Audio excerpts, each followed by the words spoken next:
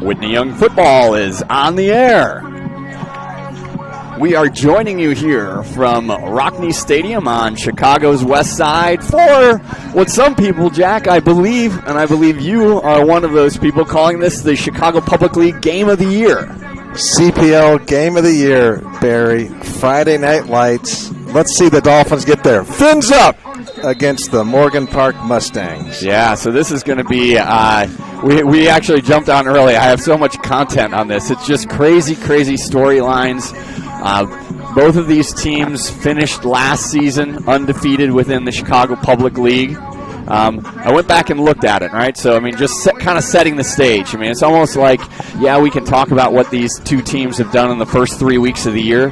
And there are some points of relevance. But then if you want to look back to last year and just really understanding, I mean, I think just for Whitney Young fans haven't seen Morgan Park in person or on the live stream since 2023. And so 2 years ago. Yep, exactly. So if you look back to that, from that day, and that was a Morgan Park win, actually dominating first half for Morgan Park up at Lane, right? So I think that they were up 30-0 in the first half. Dolphins had some problems with some turnovers. I think Bennett Newman was a little dinged up as a quarterback in the first half, and then the second half.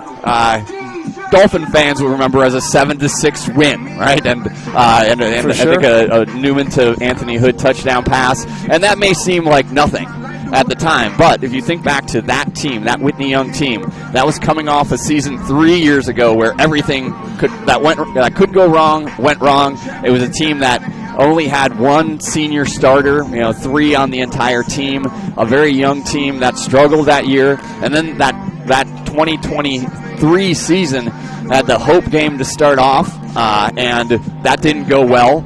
Then got a big win against Perspectives, but then facing off against Morgan Park. I remember talking to some of those guys after that, and that second half really proved to them that, hey, we actually can play. We can play Chicago Public League football. Dolphins go on from that point and roll through the rest of their schedule. Get to the Chicago Public League Championship game where they fell to Marion Stewart, Marquise Lightfoot against Kenwood, but a one-score game. And as we were just pointing out, one of the storylines in this game, Nasir Rankin over on the Morgan Park side, top 100 recruit in the nation, heading down to Illinois to play both football and basketball. He started his career at Whitney Young.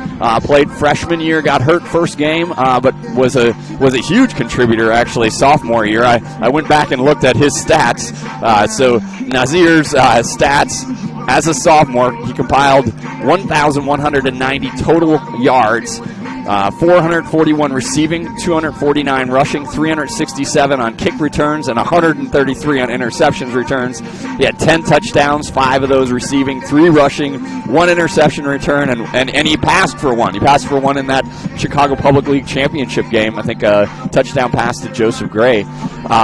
So he had all of that, and his last catch as a Dolphin was a touchdown catch from Bennett Newman in that Kenwood CPL game. Well, so the Dolphins from that point, from that Morgan Park game in 2023, have gone 19-1 in their Metro/Red Chicago Public League games. Yes, it's an amazing record. The only loss in that championship game. Yep. So they're 19-1 and riding an 11-game winning streak in the Chicago Public League, which I thought was pretty cool. And you'll hear in a couple of minutes, I'll pull up the Coach Finger interview, and he's like, yeah, that's great, except Morgan Park's better than us.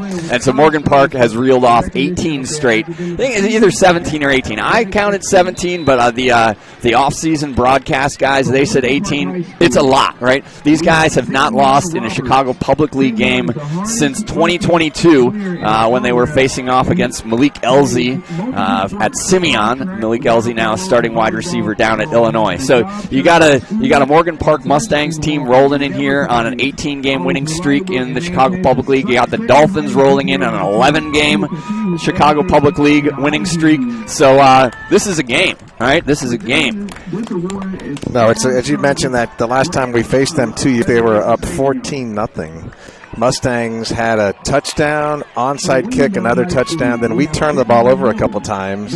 And before we saw the ball, they had 2 scores. So outside of that bad start, it may be easy to say, I think maybe from the middle of the second quarter on, we played them even. Yep, we definitely did. I'm kind of watching the live stream right now. We're spinning right now. I'm not sure if this is going to improve at some point. It looks like on my phone we're still. Well, now we're back. Hopefully, I think the weather tonight is not doing us any favors as it relates to Wi-Fi. We tend to usually get some issues when we have weather like this. So I'm hoping we keep it together for the entire stream here. But might be a bit challenging for us. We'll see. So I'm just going to start through the pregame here. I'm going to pull up the Coach Finger interview right now. Hopefully we can get that on air, and so you can listen to what Coach Finger had in advance of this big game here at Rockne. Here we've got Coach Finger. All right, I'm joined here with head coach Dan Finger. Coach Finger off to a 3-0 start. Last week, big win over Perspectives. I just said to you, it seems like we're on repeat here. We can talk about Max Warner. We can talk about Von Conrad, which we should. So I want to hear about, from your perspective on those guys kind of leading the way, but then also hear a little bit more about on the offensive side and especially the defensive side of the ball, throwing another shutout. Yeah, obviously Max and Vaughn, they're looking more and more comfortable. Max obviously been playing a lot all 4 years, and then especially these past 2 years, and Vaughn looking like a returning starter. And I know I said that last week, but that's kind of what we want to see every week in terms of the growth and the comfort and sort of the command, which is what's going to translate in more difficult weather against more difficult opponents, against playoff teams. So we're really excited about that. And then guys like Miles Barsma, I was just kind of helping him put together his weeks 1 through 3 huddle highlights, and he's made some great plays, man. And on defense too, getting a big strip after making a tackle last week, and a guy like Brian Pantoa sort of embodying what we've been talking about, running the ball and making the fumble recovery right in front of the sideline, and just the O-line, rolling with 6 guys playing there with Ben Miller and Dylan Baracchini and some others. So really excited about how everybody's kind of been practicing and playing, and big one this week. So we're excited for that, just to try and keep it rolling there. Yeah, all right, so let's talk about that. Morgan Park comes in, and I did a little bit of look back on things. Since the last time we played Morgan Park, do you have a guess on what our record is against Chicago Public League Red/Metro Division foes? Probably just 1 loss. 19-1. Okay. Yeah, that city championship being the only one, yeah. Obviously, I think theirs is even better. So, but yeah, we're excited. It's kind of why you come to Whitney Young, because whatever you do, you want to be the best, and you want to play against the best. And I was talking to our girls cross country coach, Vlad Stankoff, who's a football alum, and they haven't won the girls cross country city championship in some time, and he said that's the goal. The year 1 for him in that position. If you're at Whitney Young and you don't think you can win a city championship, you're not going to last long here, because that's the expectation and everything. And so we're excited. Obviously, Morgan Park's been a really good team for a while. We know a couple of guys over there personally, so and they're great players. So we're excited for that challenge. And Morgan Park, since I was in high school and long before that, has been sort of the standard for the city programs. And I'm forgetting his name. It begins with an L, but Coach Spelling, I want to say, maybe in the 90s. I'm going to get skewered by some of my CPL guys. Yeah. Can we edit that out? Yeah. But they've just been really good, and even when I was in high school, they were formidable. And Chris James is their head coach, and he's an alum, and obviously he played at Illinois, was a really good receiver there. So they've been really good for a long time. So we're excited for that challenge. All right, how about schematically? What do you expect to see on both sides of the ball from Morgan Park? They're going to be a little different than they were the last time we saw them. They lost Marcus Thaxton, their quarterback, who was so good for 3 years, I think, as a starter for them, and they had Aaron before that for 3 years. So, we're going to see some more run, some more 2-back sets from them than maybe Public public league fans have seen in the past couple of years from them. But they're still super dangerous on the perimeter, obviously. Nazir Rankin, we know just how good of a football player he is. So we expect to see them get the ball to him either in the Wildcat or on perimeter throws. And then some quarterback run as well. But those running backs are really good players, really big and physical up front. And then defensively, they're just really well coached. We're expecting a 4-down front with one of the guys being a stand-up end. So it plays like a 4-down, but can become a 3-down really easily. And they're going to give us more coverages than almost any public league team would. So we're expecting them to show us more man than maybe they showed against Naz or Downers Grove North. But they're going to give us quarters. They're going to give us cover 2, man under, cover 1. Really diverse stuff, which is fun for us as coaches, as players. It's not sort of a monotonous. All right, they're going to give us the same couple of coverages every play. We gotta challenge ourselves mentally too, which is exciting because they are also going to challenge us physically. So we're really looking forward to that. And they're a 2-platoon team, which you don't see too often in the public league.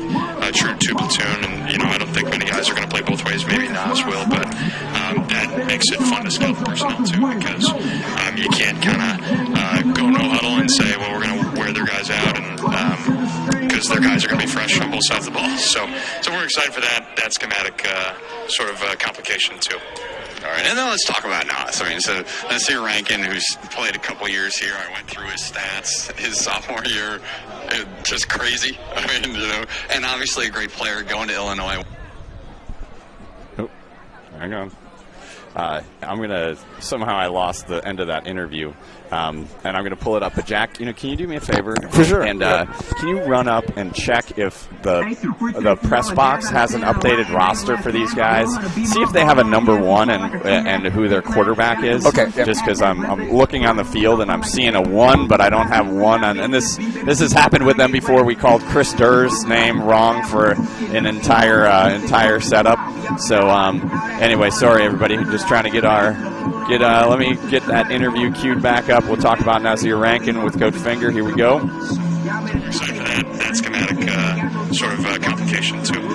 All right, and then let's talk about Nas. I mean, so Nazir Rankin, who's played a couple years here, I went through his stats his sophomore year, just crazy. I mean, and obviously a great player going to Illinois, one of the top 100 recruits in the nation. But I know that you're in touch with Nas, and so what does this mean for you having to face a guy like that? No, it's really fun because we got to use him for so last time we played Morgan Park, I think he had 60 receiving yards, a bunch of tackles,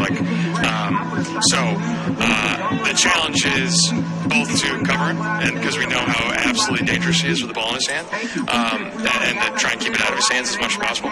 But also to try and we know some there aren't many, but we know the soft spots, I'll call them. I wouldn't say there are any lapses in the armor, but he's going to be physical and aggressive, and we hope to maybe use that against him when he's out there defensively, and but otherwise we're not going to throw the ball up in the air for a 50-50 ball on his side, because we know he's going to go absolutely up and get it. So we're excited, man. He's still close to him, obviously. Did a lot for our program, and he got his Illinois offer when he was here, and I got to be here that day with him. So we've got that memory, and I've talked to his folks about that. And, it'll be fun to talk after the game and just say, hear his scouting report on us and how they wanted to attack us, so we can learn and grow from that, and hopefully share some of that with them too, and so that he can learn and grow, and they can get better with their program. But nothing. I tell our guys all the time, you put on that orange Winnie Young practice jersey. I don't care if you play in games. I don't care what. I'm going to love you forever, because it takes a special breed to do that here, and he's always going to be part of that brotherhood. All right, great. Thanks a lot, Coach. Go Dolphins. Thanks. Go Dolphins. All right, so that was Coach Finger. Looks like they had the coin toss, which I was watching. I'm guessing the Dolphins won, and they are deferring. Actually, no, I think Morgan Park won, and they're deferring. So that was Nazir Rankin getting the coin toss. Just had a good embrace with Coach Finger before the game. So tons and tons of mutual respect there. So again, Nas heading to Illinois. Another guy to watch on the defensive side of the ball for Morgan Park is number 0, their own agent 0, Carmelo Reed. So Reed is a guy that's heading to Ole Miss. So they've got 2 Power 5 guys in the hold. I actually looked back. we talked a lot about that 2023 game already. So I was looking at that roster, the Morgan Park roster, and I think some of these things, just again to give context to, Morgan Park has lost 2 games, but they were against top 5 opponents. Right? They lost to Downers Grove North first game of the year, and then lost to St. Francis. No, they lost to Naz. They lost to Nazareth Academy. 2 just top tier programs, and they have a very young team as far as defensively. Last year, this team, Morgan Park, within Chicago Public League, across their 7 games in the Chicago Public League, they gave up 13 points. 13 points for the whole season. Yep. But they graduated 12 of their top 13 tacklers. Right? So a lot of young guys playing defense. Coach Finger mentioned Marcus Thaxton. Thaxton was a 2-time Chicago Public League quarterback and was really the heart and soul of this team. He's playing at Monroe University now. And Coach Finger was also, you mentioned Morgan Park's coach for a long time. That's Lexi Spurlock. So Coach Spurlock accumulated 132 wins, 12 IHSA playoff appearances, 11 straight his final 11 years. And then he also mentioned Aaron Warren. Aaron Warren was quarterback before Thaxton. He's playing at Eastern New Mexico right now after playing at Iowa Central, one of the top JUCOs in the country. But going back to that roster in 2023 for Morgan Park, they had Tyshawn Griffin, who's a wide receiver at Illinois. Chris Durr, the Reaper, Wisconsin. Durr is actually at Wyoming. Is he? Okay. Yeah, and he is Jameer Washington is their guy that's at Wisconsin. But Durr, first game of the year against Akron. We'll get some Akron drops in tonight. I was hanging out with Akron guys, but Durr had 10 catches for 180 yards and a couple touchdowns. So he was on that team. Javon Clark, who's playing at Washington State. Jameer Washington, I mentioned, Wisconsin. Pierre Jackson, also at Wyoming. And then Keyshawn Lewis Hunt, who was at Eastern Illinois. I think he's in the transfer portal, so I'm not sure where he is now. But just, again, tremendous top-end talent across that team. Now you get to see it on both sides of the ball, and I think that's one of the things. You happened to talk to Bennett Newman today. What did Bennett Newman have to say? What were his insights on today's game? Yes, Barry, I was able to catch up with QB 12-24 Bennett Newman down in Bloomington, Indiana. Big game tomorrow night, Illini versus Hoosiers. Yeah, absolutely. And here are the Bennett Newman keys to the game, brought to you by the Chicago area Ferrari dealers. Number 1, limit big plays on defense. Morgan Park has some tremendous playmakers, but try to keep the defense can keep the playmakers in front of them and try to limit the big plays and get off to a fast start. That game from 2 years ago was tough. Didn't see the ball until we were down 14-0. So those are the Bennett Newman keys to the game, brought to you by your Chicago area Ferrari dealers. Excellent. Yeah, and I think one of my thoughts tonight, and again, so let's talk about Maxwell Warner, who's just off to a massive start. I just felt a drop of rain. I hope that holds off. I don't know. Are we delayed here? It's a weird kind of setup. Yeah, you know what? I'm not quite sure. We've got some of the starters over here, but the rest of the team headed down over to the far north end of the end zone. We did have some delay before out of the previous game, but I wouldn't imagine that has any impact. Morgan Park is ready to go. We've done the coin toss, so we should be ready to go. I think I see Coach O.D. and offensive coordinator Eddie Boucher. So we'll see. I mean, we're just a little last second fire it up down in the corner for Coach Finger. Again, big game. Now early in the season for both of these teams, so I think it's a huge game, but it's also a game that there's a lot of schedule in front of both of these teams, right? But obviously they both, coming in where they are within the Chicago Public League, it's a big statement. So back to Max. So last week with his performance, Max went over 1,000 career rushing yards for the Dolphins. So he put on 138 yards last week, putting him to 1,110 yards for his career and 15 touchdowns on the ground. He's added a couple more as a receiver. So big-time number for Max. Max, of course, going to Missouri in the SEC. So we've got a Missouri Power 5 SEC guy going against a Power 5 Big Ten guy in Nasir Rankin, and we're hoping we actually see those guys face off a little bit tonight. So as Coach Finger said on the open, we think that we'll see Nasir Rankin, number 7 on Morgan Park side. We'll think we'll see him for both on both offense and defense. Max we'll see on both offense and defense, so maybe Max at corner covering Nasir. We'll keep our eyes open for that.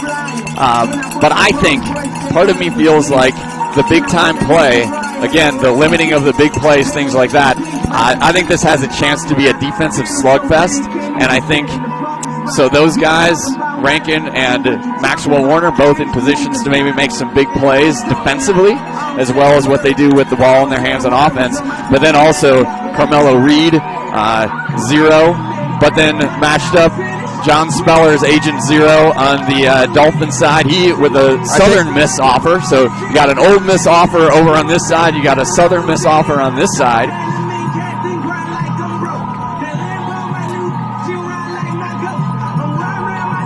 I think we're going to get the national anthem here. We are.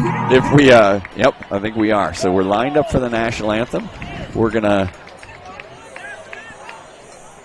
pause here for a second as they get that queued up.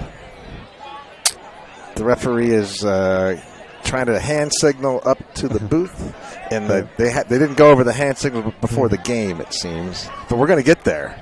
You understood that hand signal, but that was a class at West Point, right? Is there a hand signaling class? Whenever I see the gold star, I just immediately get to attention. I think it's the Army game tonight. I see some banners up, and I have seen some outfitted Army folks throwing some T-shirts in the stand. So I do think now we got the national anthem.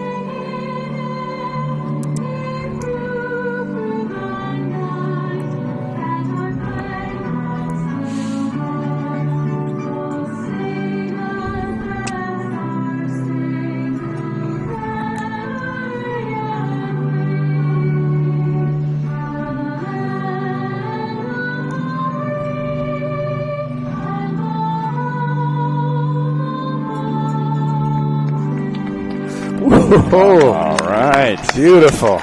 Oh yeah, we have the Army tent down in the. And so this is all for you, Jack. I love it. I love. It's the Great American Rivalry.com U.S. Army Game of the Week. Of course it is. Yeah. Of course it is. As we all know. And now we're going to play some football. We are going to play some football. I was going to say, so I was out walking the dog early this morning, and I don't know if anybody else was out, but there's this thing going on in the sky. We can maybe talk to Paul Conrad about it. It's called conjunction right now. Oh, conjunction. Conjunction. So we have a waning crescent moon right now. Right. So it's just a little sliver of the moon on the bottom. Right. And it's in conjunction with Venus and the star Regulus. So when you look up at the moon this morning, it was like Venus was super bright out there. And I was thinking, on a full moon, everything kind of goes caca. Right. And I thought, if this is almost a new moon, just the waning crescent, maybe everything goes normal. It might. And quickly, the Paul Conrad and the Conrad family singers weather report, 76 degrees, wind out of the east-southeast, about 4 miles an hour. So let's call it calm, and dew point 64 degrees. And the sunshine has been 100% filtered out. No filter. All right, so kickoff, special teams also going to be big in this game. Max Warner is back deep, along with our freshman who is yet to be able to touch the ball. I think that's Mason Abdul Alim. It is 39 back there. Morgan Park has it teed up. Their kicker appears to be Lucas Davis Jr. Oh, and did they have any information on numbers? No, we have the same rosters. We have the same roster as they do. Okay, so the booth has. We'll see. I'm hoping that we have the right setup for numbers on Morgan Park. Morgan Park tees it up. Lucas Davis Jr. waiting for the referee's signal. Let's see 39 get a touch here. Mason Abdul Alim on the east hash mark. Maxwell Warner on the west hash mark. I'd be kicking to Alim, but they kick it Maxwell Warner's way. Actually, fielded by the up back. Are we making a cut? Here we go. To the outside, to the 50, just with the kicker. Kicker makes the tackle out of bounds. That was the dinger. Was it the dinger? Dinger or Nevin Hinkle? Oh, yeah, Nevin Hinkle. Nevin Hinkle. He appeared to call for a fair catch, Barry, and then ran with it. All right, so get off to a fast start. Woo! Nice job by Hinkle just grabbing that. Caught a seam. Got across the 50. So Dolphins will start in Mustang territory. Again, we talked about Carmelo Reed. He is 0. He's going to be the defensive end, stand-up linebacker on the far side, on the left-hand side of the line. Conrad, the quarterback, with Warner next to him. Conrad looking. Tried to squeeze it in there to low. Bennett DeRoss. I think it was the Leatherman, 11. Okay, Rayton Scottmere. So, incomplete pass. Dolphins starting on the 44. And we are underway here. So the Friday UN security night lights. force, Logan Jones. We got the Big Easy. Conrad waiting for the snap. He's got DeRoss in motion to the left. Give to Maxwell Warner. Max looking for something, but that was Carmelo Rowe cleaning it up. Carmelo Reed, sorry about that. So Carmelo Reed on the tackle, again heading to Ole Miss. So Efren Solano, big. Some are going big. We go Big Evil. Some say Big Easy. We have the UN security force. 55, Alex Chevsky. Big Country. A lot of big. Paracini and MJ Woods across the front line for you. The bull. There's big play. Bardsma in motion. 3 to the top. Vaughn rolls to the top. Lofts one out. Ooh. Almost picked off out there. So good coverage. Vaughn was trying to get it out to Bardsma, I do believe. So that's going to bring up a 4th down. Yeah, two in the route. I think he threw it between the two Dolphins. So check of the defense. Does not seem like Rankin is out there right now for... Good eye. I did not see 7 either. So not out there for the Mustangs. Conrad collecting the play. Dolphins going to go for it here on 4th down. Yep, at the 44. 3 receivers to the top. Sheldon Williams, Scottmere, and DeRoss. There's Scottmere in motion. Inside give to Maxwell Warner. Nothing doing. He is met and dropped. We have a turnover on downs. Met and dropped. Nice tackle there by Anthony Marshall. Marshall is second leading tackler for the Mustangs with 17 on the year. Picked up another one there. So turnover on downs. Thought this might have a chance. It's too early to call at 10:55 that it's going to be a defensive slugfest, but so far it is. So D-line, MJ, the Bull Woods out there, Dylan Paracini, Agent 0, John Spellers. Outside linebackers are The Truth, Josiah Purnell, Double L, Logan Lopez. Inside, we have Joseph Gray, football player, and the Leatherman, Rayton Scottmere. All right, and then Warner, Bardsma, your corners, safeties, DeRoss, and Williams. Player slow checking in. Left tackle for Morgan Park, trying to get their quarterback here because there's been a quarterback controversy. Get home. Coming through. Woo! hammer down. So I think it was Spellers with the initial pressure, and then MJ Woods cleaning things up, and Pericini on the inside. A whole pot of Dolphins disrupting the Mustang offense. Loss of 9. So now that left tackle is rotating back out there like that didn't work out all that well. Rankin, number 7, going to be lining up on the right-hand side. I believe the quarterback is Trenton Hurley, the junior. He had a 59-yard touchdown pass last week. So Hurley, the quarterback.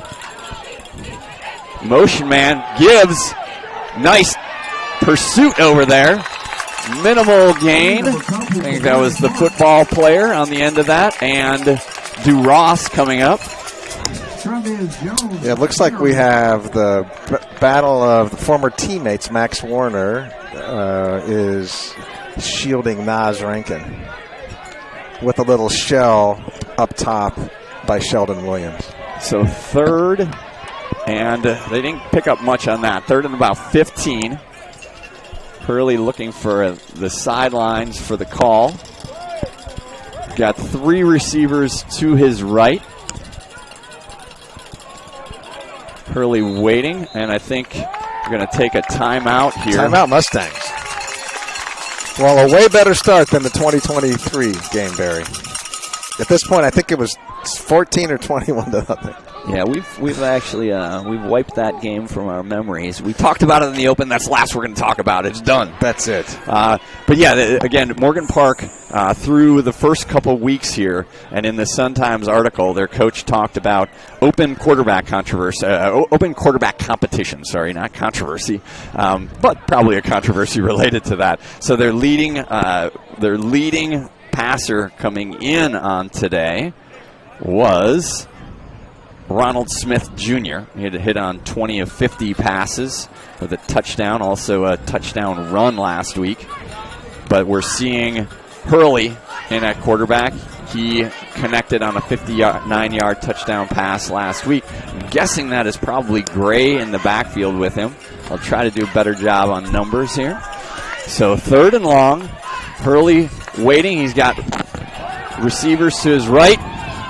Connects, but the knee was down. So got it out there to Lucas Davis Jr., senior wide receiver. He was the recipient of that 59-yard touchdown catch last week. He's got 4 catches on the year for 97 yards. Now 5 catches. Fourth down. I believe the Mustangs will also line up and go for this here. Now we're bringing in the left tackle again. Going to go heavy on the left-hand side, bringing 77, lined up in a tight end position. Super heavy. Not just regular heavy. That is Reggie Gray in the backfield with Hurley. So Gray. Come on, Dolphins. Rankin to the top. One receiver right and left. Going to have to call another timeout here. So Mustangs went to the sideline, got the play, but didn't quite have all of their ducks in a row. So they're going to call their second timeout. 8:13 left here in the first quarter, just underway if you're joining us late, which is there's no excuse to join us late. But if you did have an excuse, it was good. We'll let you know that the very nice opening kickoff return by Evan Hinkle got the ball into Mustangs territory, but the Dolphins ended up going 4 and out on downs after the Mustangs took over. There's a sack on first down by a big old pot of Dolphins, and now we've got a 4th down. They've got to get to the 46-yard line, so 4 yards to go. Gray, the running back, right? There's Nasir Yankin. That's going to go to inside give. Inside give. That was a little nicely done by the Mustangs. Everybody's eyes were on Nasir Rankin's. Ours were, but the handoff went to Marcus Jackson, who fires it in there for a first down to the 36-yard line. Yeah, Bennett DuRoss up from the safety position. Could have been worse. Looks like Conley might be going to an empty set here. Mustangs, again, have called 2 timeouts. No, he's going to keep Marcus Jackson. So Jackson is in the game to his left. They're looking over for the signal. Rankin is the slot receiver to the top side. Hurley, the quarterback. Hurley back to pass, looking Rankin's way. Just out of his reach.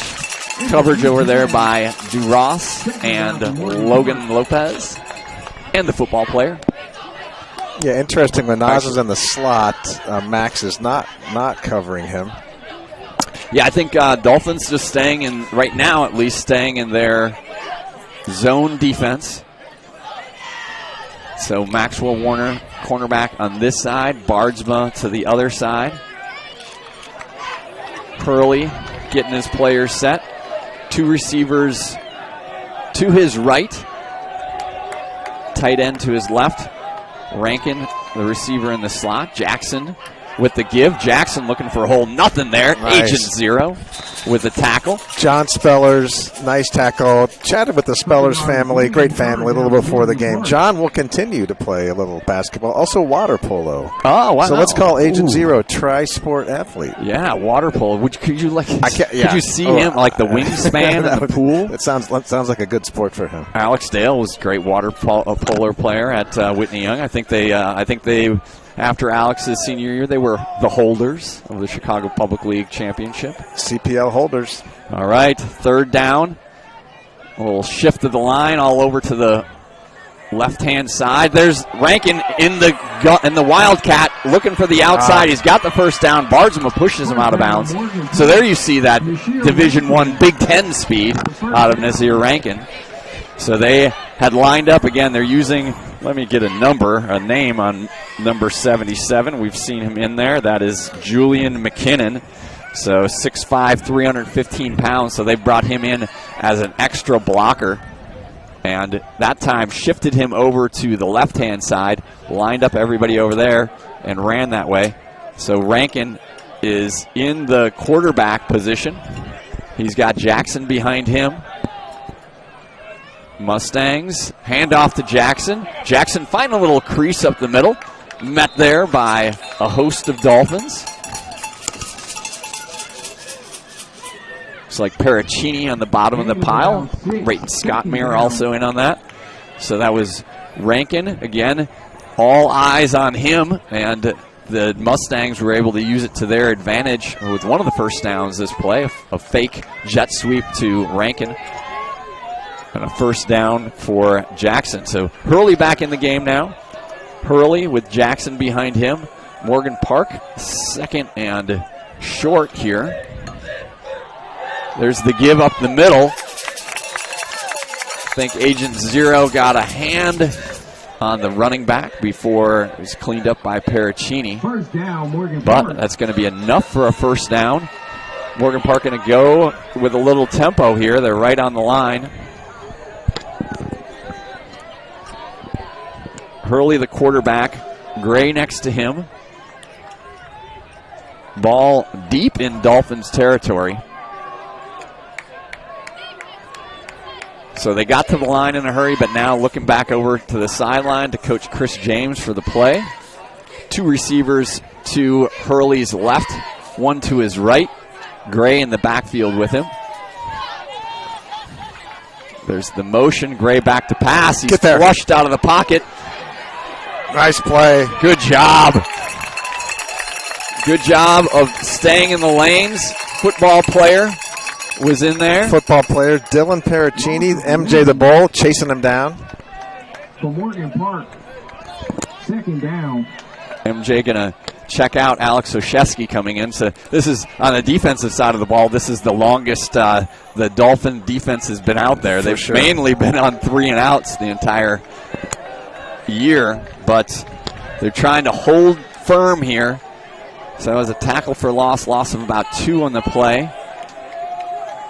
Conley, handoff to, Conley keeps it, trying to work to the edge. Nice. Great pursuit on the outside. Football player Joseph Gray there. I think the truth Josiah Purnell also on the outside. Yeah, good closing quickness by the football player, Joseph Gray. I think DuRoss also in on that tackle. So give it a gain of 1.5 yards, maybe 2 yards. So 3rd down and 9. Big play. Dolphin fans getting a defense chant going on. This is a home game, so we got working some cowbells tonight. High snap, corralled by Rankin. Get him. But cleaned up. Woo! Hammered down. Agent Zero and Rayton Scottmere. Big country in there as well. The dew point. What was our dew point? 64. 64. So we're still above that, but a little slick out there maybe. It is. Rankin was trying to put a foot in the ground and turn upfield. Stumbled a bit, so going to bring up 4th down. Looks like big play for the Dolphin defense and the Mustang offense. Mustang's going to roll a few different players in. Kenneth Sims looks like he's in. Hurley, the quarterback. Rankin matched up against Max Warner on the right-hand side. See if we work a little fade route to Nasir Rankin. Hurley waiting for it. Pass. Looking left all the way. Touchdown. Touchdown, Morgan Park. Good pass by Connolly. Davis with the catch. He hooked up with Lucas Davis. Again, Davis had a touchdown catch last week, and he's got another one tonight. Yeah, good route, good spacing. Yep, I think he just was able to get inside of DuRoss in the back of the end zone. So good pitch and catch. I think Morgan Park will probably just go for 2 here. I think that's what they've done in their previous games, which they will. So Connolly, the quarterback, looks like Marcus Jackson is behind him. Or maybe it's Gray. That's a give to Gray. Gray's going to walk in for the 2-point conversion. So Morgan Park on the board first with a touchdown and a 2-point conversion. 2:05 left here in the first quarter. And that drive took about 10 minutes. The Dolphins had turned it over on downs, a 4 and out. And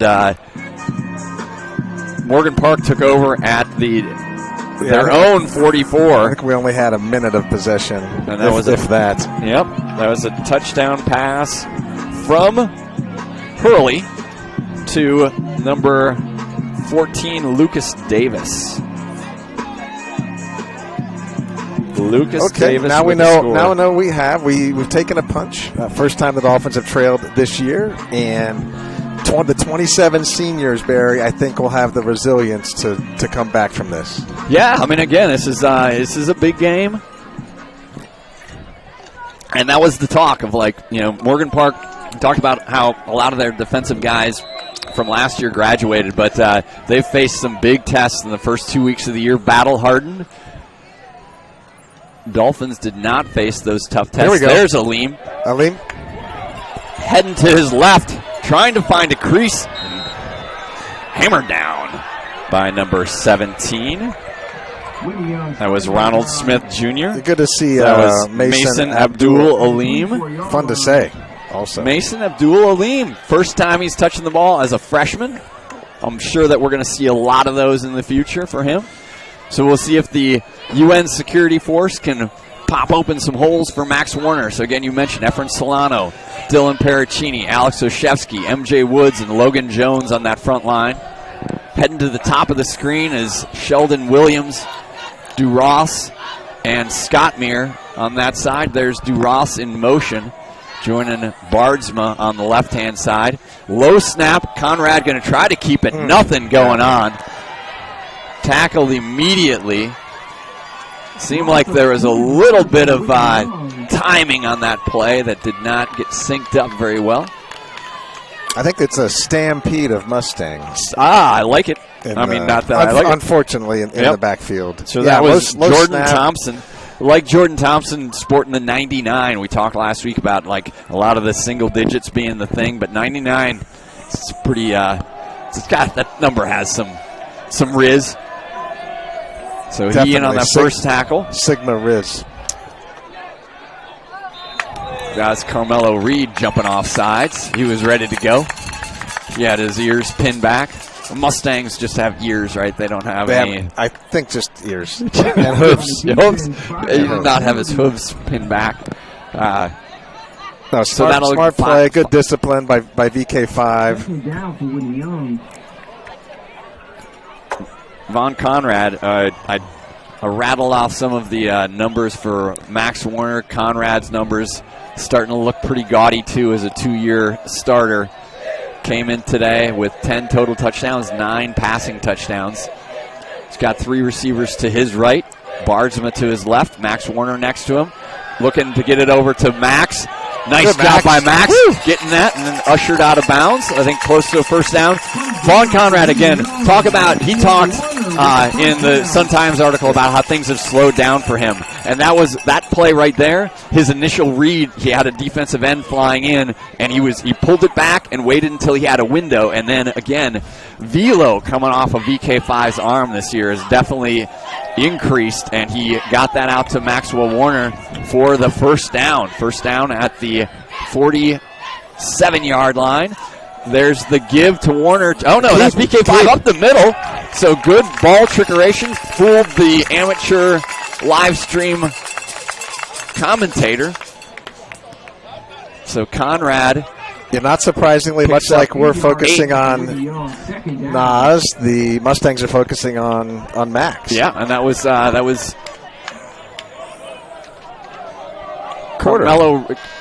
Carmelo Reed was going after Max on the outside. VK5 took it up the middle for 8 yards. So we move to the second quarter. Chicago Public League Metro game. Again, both these teams 1-0 on the Metro side of things. So early, but I got to say, the football season is one of these things that just sort of, you're like, oh, it's early in the schedule. It's early in the schedule. It goes fast. Goes fast. You know, so Dolphins in 3-0. Again, big wins over Carver, over Perspectives, and then last week over Westinghouse. I think the total 128-14, 128 points that the Dolphins have scored so far. Opponents only 14, but 8 on the board for the Mustangs here. Again, pass from Hurley to Lucas Davis for that score, and then the 2-point conversion, I believe, by Gray.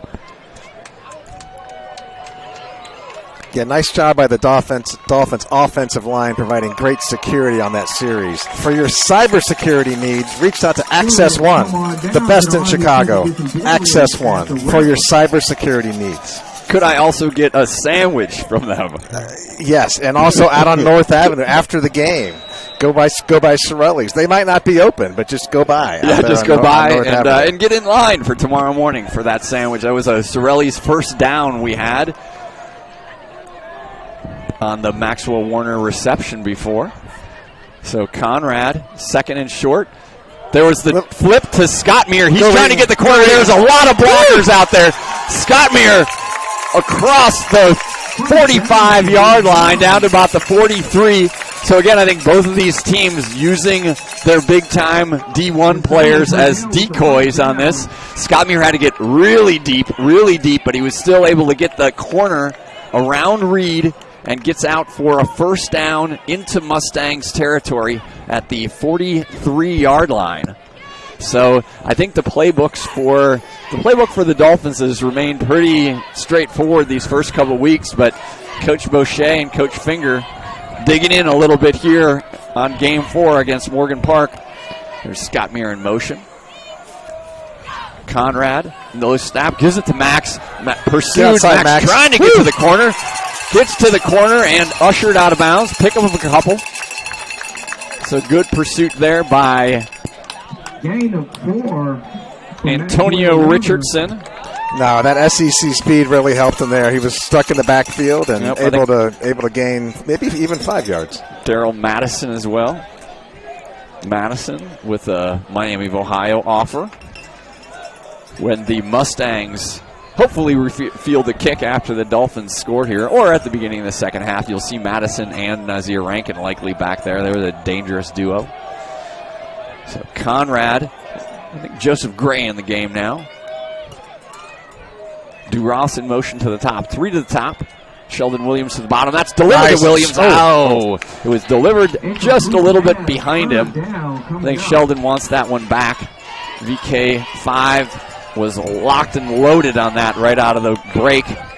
So yeah, that's a newer option for the Dolphins. The pass to Sheldon. Yeah, the Z has 3 receptions this year, which is more than the last 5 years. Yep. Shout out to the DeMille family, Will DeMille, who leads the world in the yards per reception. I think it's 1 million. It is. It's one reception. Right, yep. One reception for 1 million yards. Yeah. DeMille up at Penn State right now. Bardsma to the top. There's the Truth in motion. Give to Gray. Gray not going anywhere. That was Reed in there. I think good initial pressure from the left-hand side of that line. Then cleaned up by Reed. It's going to bring up 4th down. I think against this defensive front for the Mustangs, he who hesitates is lost. You just got to put a foot down and go. Yeah, their agent Zero is also pretty good, I think. Yeah, he is good. He is good. We'll see him at Ole Miss next year. So Dolphins going to go for it here on 4th and 7. They need to get to the 43-yard line. Gray stays in the game. 2 receivers top and bottom. DuRoss now coming in tight, maybe offering a little chip block on Reed. There's again to Scott Mears. Scott Mears going to throw it. Now he pulls it down, trying to get to the first down. But he doesn't. Dolphins are stopped on 4th down. I think there was good coverage. He was looking for Williams deep, but I think the Mustangs had seen that play out of Quinn Duhan a couple times on film. Rayton Scottmere, the lefty, rolling to his left. And I think Scottmere did a good job there because, I mean, in some ways, again, this is going to be a slugfest. And rather than throw one up in harm's way, try to see if you could tuck it and get that first down. Yeah, Sheldon Williams well covered. Yep, so Morgan Park takes over on downs. 9:26 left here in the second quarter. And Hurley with a touchdown pass on the last drive. Hurley with Gray behind him. A give to Gray. Nice tackle in the backfield. I think that was Dylan Paracchini. MJ Woods. Yeah, the ball. MJ 52. Woods. I saw 2. That was MJ Woods on that. Logan Jones going to check in for MJ right now. So across the front, you've got Agent Zero, Spellers, Big Country, Alex Oshevsky, and Logan Jones in. Logan, we'll get you a nickname at some point. You're a junior. You're getting a lot of playing time. 77. We'll get it. Yeah, it'll come to us. It'll come to us. The Truth, Josiah Purnell, the outside linebacker to the top. Logan Lopez, number 9, outside linebacker to the bottom, and football player Scott Meir, your inside linebackers. Hurley waiting for the snap, goes back to pass, has some time, looking to wing it deep. There's Nazir Rankin. Oh, wow. There was good coverage, but I do believe it went right through the basket. Max Warner, step for step. Max Warner was there. Nice pass, hung up there by Hurley, sorry. Hurley with a nice pass. Rankin, you knew that they were going to try to go deep on that. Max there, but incomplete. So brings up third down. That was a whole nother level of speed on that route. Yeah, it was. They were moving. SEC versus Big Ten. Hurley, the QB, checking over to Chris James. Third down play here. 3rd and 10. Looks like Purnell spying on the corner. We'll see if we get a linebacker blitz here. No, they're going to stay there, back. Agent Zero. That time there was a miscommunication, and there's an interception. Sheldon Williams, a pick. Sheldon Williams. So the play that got called, obviously receiver and Hurley not on the same page. Hurley thought it was going to be a fade down the sidelines. Sheldon Williams back in coverage, so the interception Turnover is always big in this game. 8:25 left here in the second quarter. So INT goes against Hurley, but probably not his fault. Yeah, I think the receiver broke off his route. Good discipline by Sheldon. That ball hung in the air a long time. Made the pick. All right, so Warner is out right now, I think. I think we got Joseph Gray again in the backfield. Low snap. Give to Gray. Gray working his way across the 35, 37-yard line. Those are some tough earned yards against that Morgan Park Mustang defense.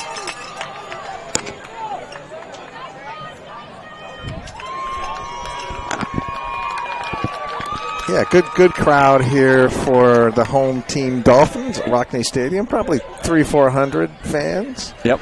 Morgan Park with a cheerleaders. Nice showing as well. Conrad collecting the play. Heading in, call it 2nd down and 4. 2nd and 4. Joseph Gray gives us an advantage of wearing those orange cleats so we know when he's in the backfield. There's DuRoss lining up on the left-hand side. Gray again. Gray pushing the pile. Good job by the UN security force. Let's see if they're going to mark it as a first down. He's going to be awful close there. Yep, we're going to move the chains. First down. Whitney Young. Brought to you by Nate Diaz and Sorelli's Finer Foods. I bet Nate liked himself a Sorelli's Italian beef sandwich. I bet he did. And thank you again to Brian Miller as our chain gang leader over there for our home games.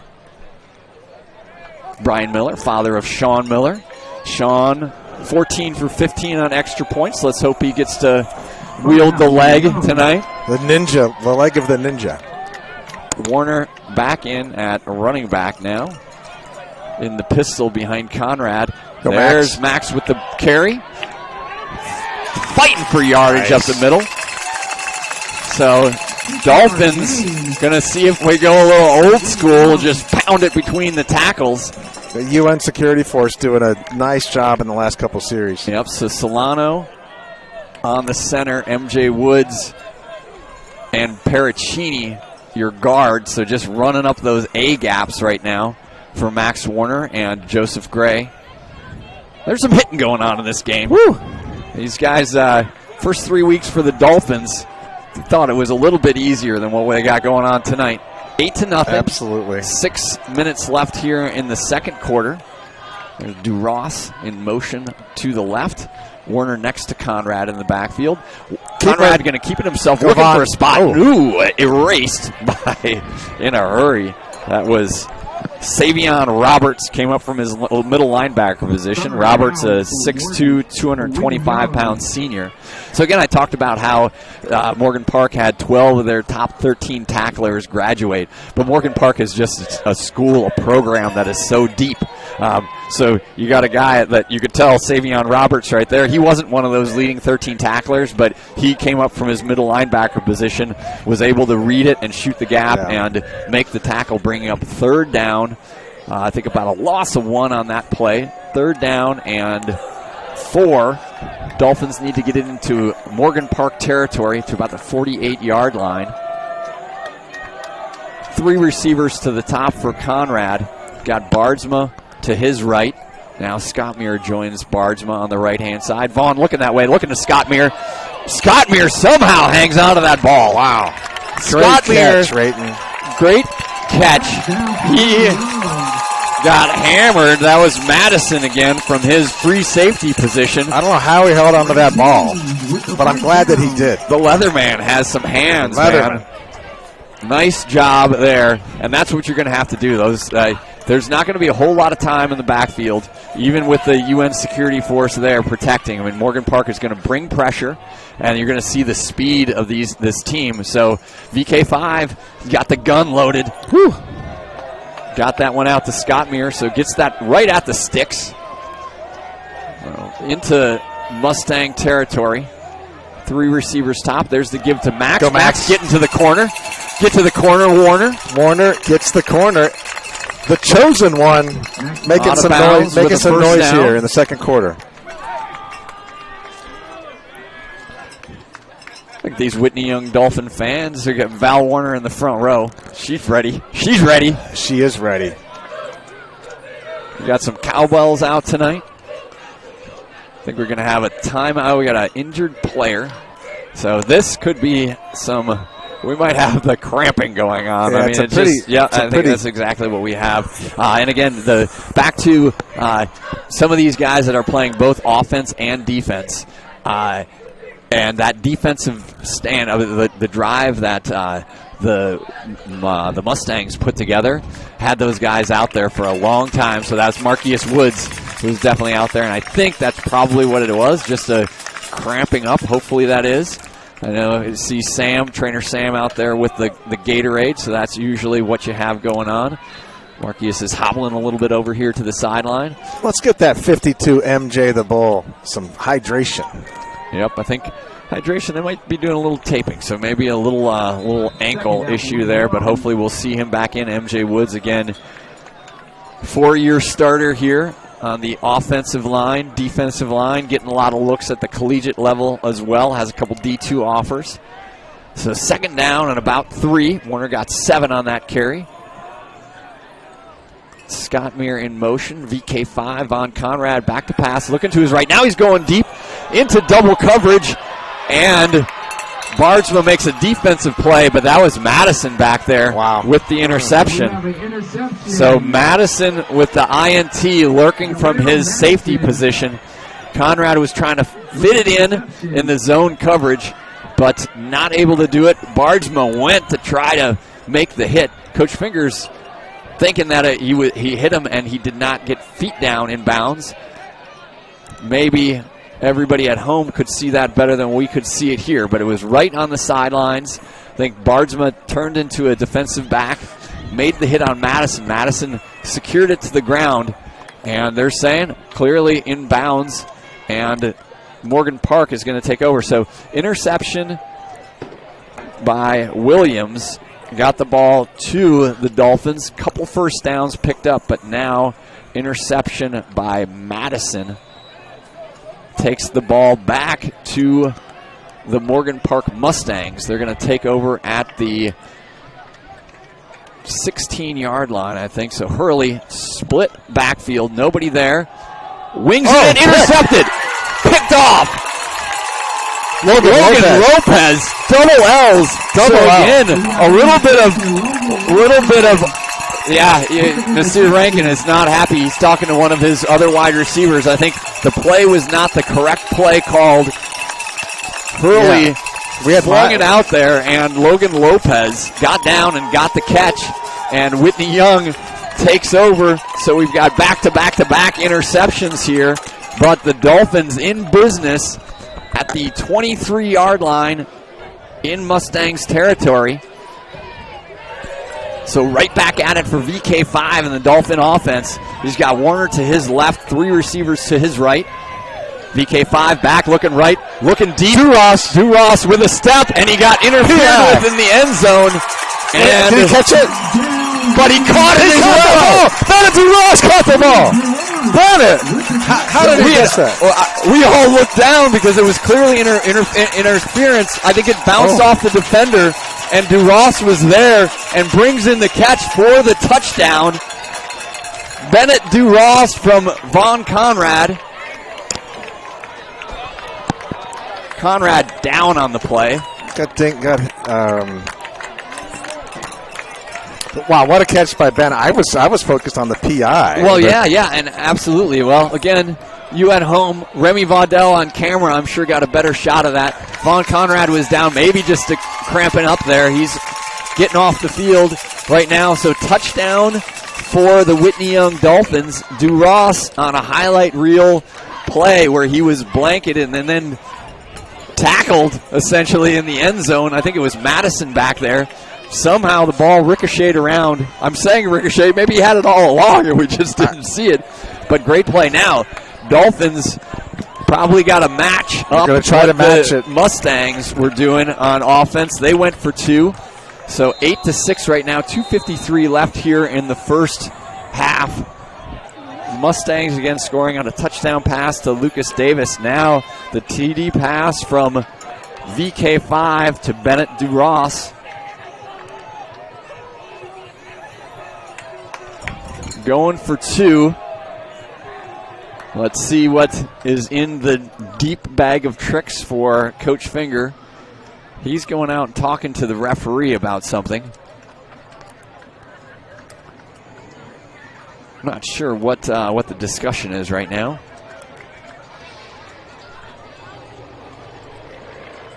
Coach Finger was out there. Apparently we've got it checked out okay. Von Conrad, quarterback. Maxwell Warner, the running back. So I'm not quite sure what is going on. Maybe they're going to spot the ball. So I think the Dolphins asked to spot the ball to the left-hand hash. Von Conrad is still, I think he got hit in the last play. I don't think it was cramping. Coach, I didn't see that. He was down, but got back up. Von Conrad. Coach Finger wasn't happy about it. He's tough. He is tough. He's got 2 receivers, right, 2 left. Maxwell Warner behind him. UN security force in front of him. Conrad waiting for the snap. In motion. Conrad rolling to his right. He's got a receiver. Just close. Delivered a little bit low. So Scott Meir trying to do a little out. So Whitney Young answers, but the Mustangs hold on a 2-point. So we've got 8-6, 2:53 left here in the first half. And this is a football game, ladies and gentlemen. This is fun. Friday Night Lights, first Friday Night Light game of the year. The first of many. We run the table regular season on Friday Night Lights. So 5 more after this. You're right. So we're 44% of the way through this season already. You're a finance guy. You're able to do that math. There's 9. That's what I'm saying. I'm a journalism major. Yeah, I think we've gone over this before. We have. We have. All right. Joseph Gray, Kendall Lynham, Agent Zero, Brian Pantoja, Jonathan E.G. Mockin, all out there. We have 64 making some good plays on the Aiden Fusi. Is in double L Logan Lopez for Jacob Wildermuth. All right, so again, we talked about Madison returning a kickoff for a touchdown. They've got 3 deep backs. Nazir Rankin is the deepest of those. He's lined up at the 10-yard line, waiting for this kick from Miller. Now the Mustangs gonna move up 5 yards. Rankin at the 15. He's got Madison to his right. That's going to go to Rankin at the 11. Rankin hitting the hole. Rankin hitting the Jets. Tripped up across the 40-yard line. I'm not sure he didn't get taken out by some friendly fire over there. I think he did, yeah. They set up a nice return there. Good blocking on the right side. Morgan Park starting to drop on the 42-yard line. So just fun to watch these guys flying around out there. Morgan Park going to take over. 2:45 left to see if the Dolphin defense can throw a blank here and get into halftime at 8-6. Again, interceptions the last 2 throws for Hurley. Not sure either one was his fault. Yeah, Williams with one and Logan Lopez with the other. Disagreement between the Mustang players after that interception. Hurley the QB, Gray next to him. Motion man. High snap. That's actually Rankin in the gun, met by the football player, but Rankin keeps the feet going. Gets it out across the 50-yard line into Dolphin territory. That was a class of 26 Whitney Young reunion there, where it was Nas Rankin was greeted by his teammates, his former teammates. I'm sure a lot of happy thoughts were shared as part of that. So it's tough again with the single-digit numbers here and how they sort of bunch up for the Mustangs. Well, now we've got another Dolphin that's down on the field. So Rankin his number looks a lot like Hurley's, 7 and 8. So sorry about that out there that I didn't get that correct. So we got a Dolphin player down on the field. Always had that, and that is definitely a cramp. Yeah, Sam stretching guys out, so we get a little muggy out here. I didn't think we'd have to bring the pickle juice out again this year like we did a couple years well, ago. I think it's just a matter of, hey, this is Chicago Public League football against the Morgan Park Mustangs, and yeah, you better bring your pickle juice. It looks like Agent Zero's getting stretched out a bit there. 52 MJ the Bull back in the game. All right, very good. Talk about those. I was talking to the Duhans today. So had Mark Duhan's charity, had a golf outing. So talking to him about Quinn Duhan. Quinn down at Notre Dame. What's Notre Dame's record right now in football? I don't think they have a win. Oh, that's too bad. Sorry about that, Tony McHale. But Quinn Duhan playing every intramural sport imaginable. Can you imagine? Like you see Quinn, and you're probably lined up across from him in intramurals. Like, I got this skinny kid over here, and then he torches you right by you. All right, so Rankin staying in at quarterback. He's going to give to Gray. Gray met by Scott Meir and everybody else on the Dolphin team. And John Speller's right back in the game. Great to see. On the bottom of that as well. So gain of 2. Clock running here. Then the Mustangs took 2 of their timeouts on the first series, right? So they've got 1 timeout left. 1 timeout left. Looks like Rankin is going to stay at quarterback. He's got Gray to his right. Is organizing 2 receivers to his left. Rankin has a touchdown pass as a Whitney Young Dolphin. Rankin waiting for the snap. High snap. He's going to take it to the right. He's going to get to the corner. He's got some blocker. He's got a first down. Still on his feet. There's going to be a holding call that's going to bring it back a bit, but Rankin's going to take that all the way down close to the 10-yard line. Flags are downfield around the 32-yard line. Yeah, Brian Miller can stay right there with those chains. Yep, so they're going to back it up from the 32, 10 yards. So it'll be a 3rd down. Rankin, again, you can see the speed, and so they're just throwing a bunch of blockers over there. Coach O'Deal will have to talk about that and how you can try to maintain that edge, because Rankin has been able to get to it a couple times. And again, you see the speed that he has.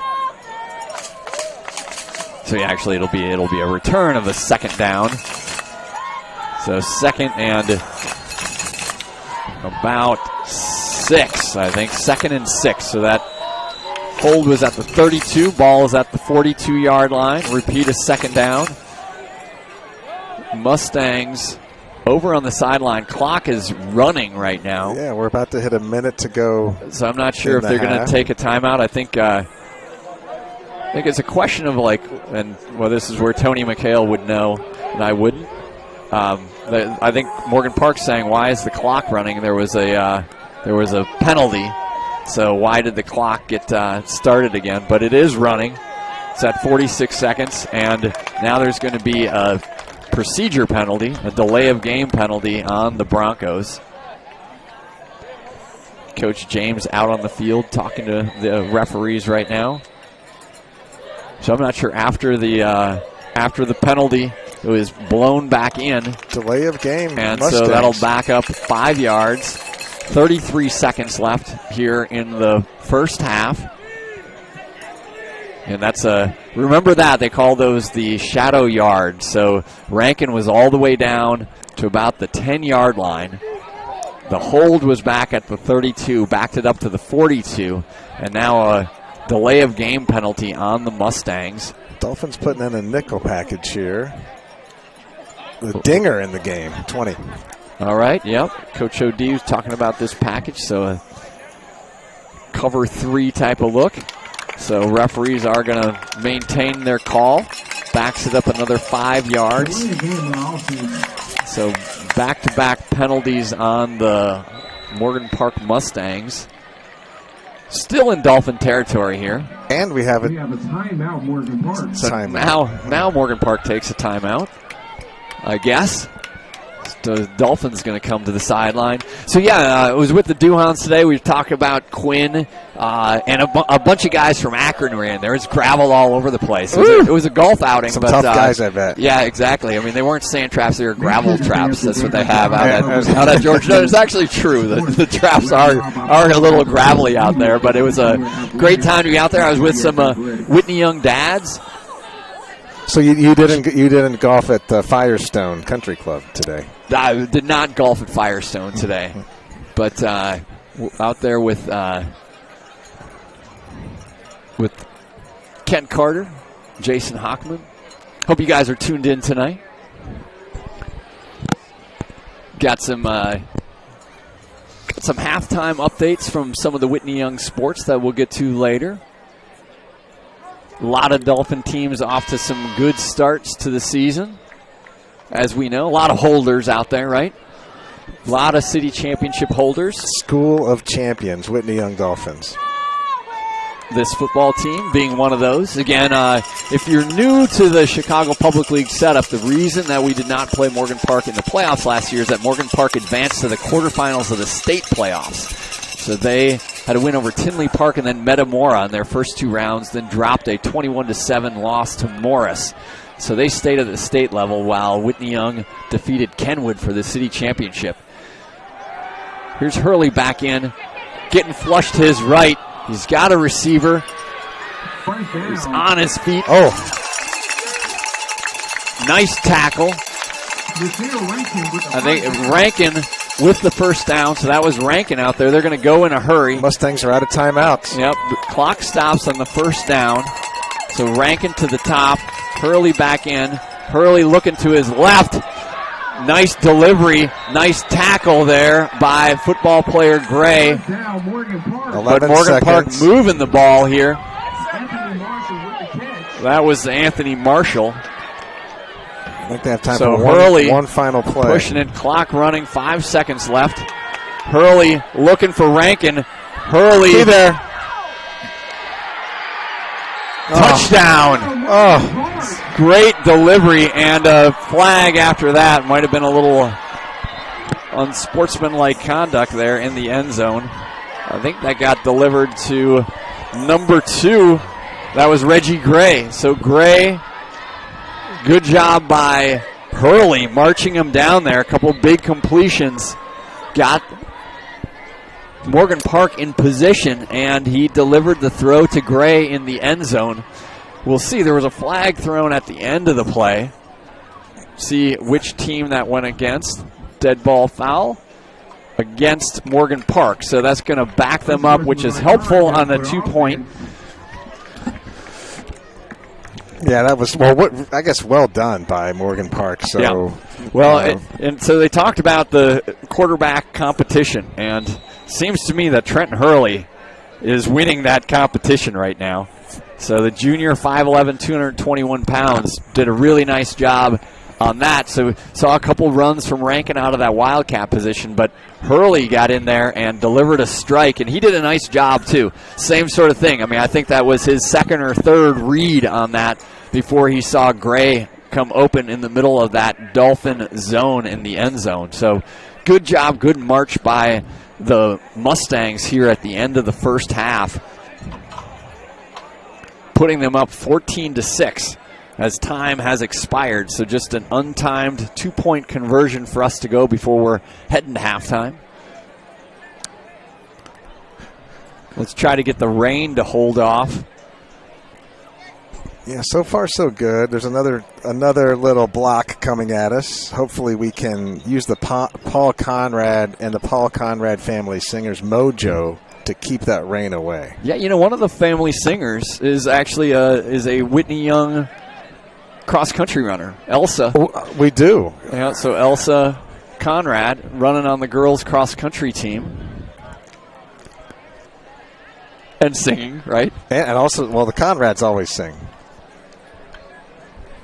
What do you have their best hits, best of? I don't know. I bet they have a holiday album. I think they do. Yeah, they're like in matching sweaters on the front. Yeah. It's like in The Sound of Music. You don't know that they're singers, but they just go perform in smaller cities around the Midwest. Yeah, that was 3 plays and 45 yards and yeah, they went in a hurry. So 5 seconds. Again, where there were some coordination issues on the 2 interception plays. Hurley had no problem on that. So he's waiting for the snap. He's got 2 receivers, top and bottom. He's looking. Nice. The truth. The truth. Josiah Purnell shooting in from his linebacker position. Takes care of that 2-point attempt. So that's a big-time play just because now you keep it a 1-score game going into halftime. 14-6, Morgan Park with the lead. Yeah, well played half by the Dolphins. Couple turnovers and just a very well executed. It's like 34 seconds drive to go up 14-6. All right, so first half of football in the books. Teams are heading to the locker rooms right now. We can talk a little bit about what else is going on right now around the. Let's talk football first. So let's talk a little bit about the Chicago Metro League. So again, you have the 2 teams that finished last year regular season tied for first place at 8-0. One of them is going to go home with a loss tonight, unless we tie, which would be kind of fun. I haven't called a tie game. We try. Amundsen and Whitney Young went to double overtime last year, but that was the playoffs, so we couldn't have a tie. Some of the other games going on around the Metro. Peyton 3-0. Peyton taking on Brooks tonight. So Peyton had a 3-0 win last week over Taft. So a defensive struggle on both sides of the ball. But Peyton, they had a couple wins over white division teams the first 2 weeks, but they're looking to go 2-0. Brooks 0-3. Brooks, we had talked about how the teams that Kenwood and Morgan Park were going to face probably wasn't going to go very well. That did not go Brooks' way. So Brooks still looking for their first win. So it's Peyton 3-0. Homecoming there. Nice. For Walter Payton there at Lane Stadium, and we'll be there next week, Barry. Yeah, we'll be there against Lincoln Park next week. Let's talk about Lincoln Park. Well, who's Lincoln Park playing? Lincoln Park is playing tomorrow against Phillips. So interesting to see those 2 teams. Both of them graduated quite a few guys last year. Lincoln Park off to a 2-1 start. Phillips 1-1. So Phillips had a big week 1 win over Johnson, a 47-0 win. And Lincoln Park, they dropped their first game. I think they lost to Lane 30-0. So shutout by Lane. So both of those teams looking for their first Chicago Public League win. Phillips and one of the Sun-Times article this week also talked when they're talking about Nasir Rankin and how Rankin playing that Wildcat quarterback position. They actually were hearkening back to Phillips. So Phillips is the last Chicago Public League team that has won a state championship. Title. So they won, I think, at the 3A level back in 2015. I think that was back then. And so they had their quarterback, who I have written down somewhere because I didn't know his name. Maybe I have it written in my notes somewhere. I do have it written in my notes. Just go to your notes, Barry. That team was led by Troy McAllister. So McAllister now at Homewood Flossmoor. So watch that program because everywhere McAllister's been, he's built a good program. Phillips, Sandberg, now Homewood Flossmoor. But McAllister put in Quavon Skanes, who is a wide receiver for them. And Skanes, they plugged in at Wildcat quarterback. He rushed for 141 yards and 4 touchdowns in the title game. So Skanes has also played collegiately at UConn and Gardner-Webb. So that's the legacy of Phillips. Phillips is a program that's trying to get themselves back to their previous heights when Coach McAllister was there.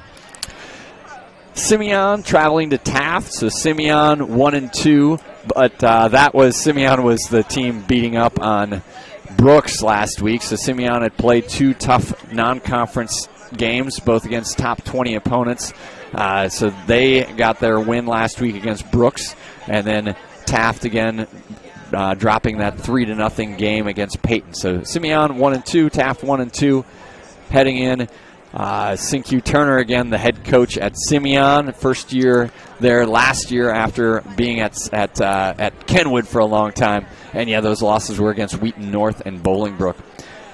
Amundsen traveling to Gately to face off against Kenwood. Kenwood is 1-2. They defeated Clark 44-3. Last week, a lot of, other than that 3-0 game, a lot of lopsided games in the Chicago Public League. Kenwood, again, their losses were just to St. Francis so far this year. They got a win over St. Viator, one of the Catholic League schools, and Clark. Bulls Prep traveling to Westinghouse.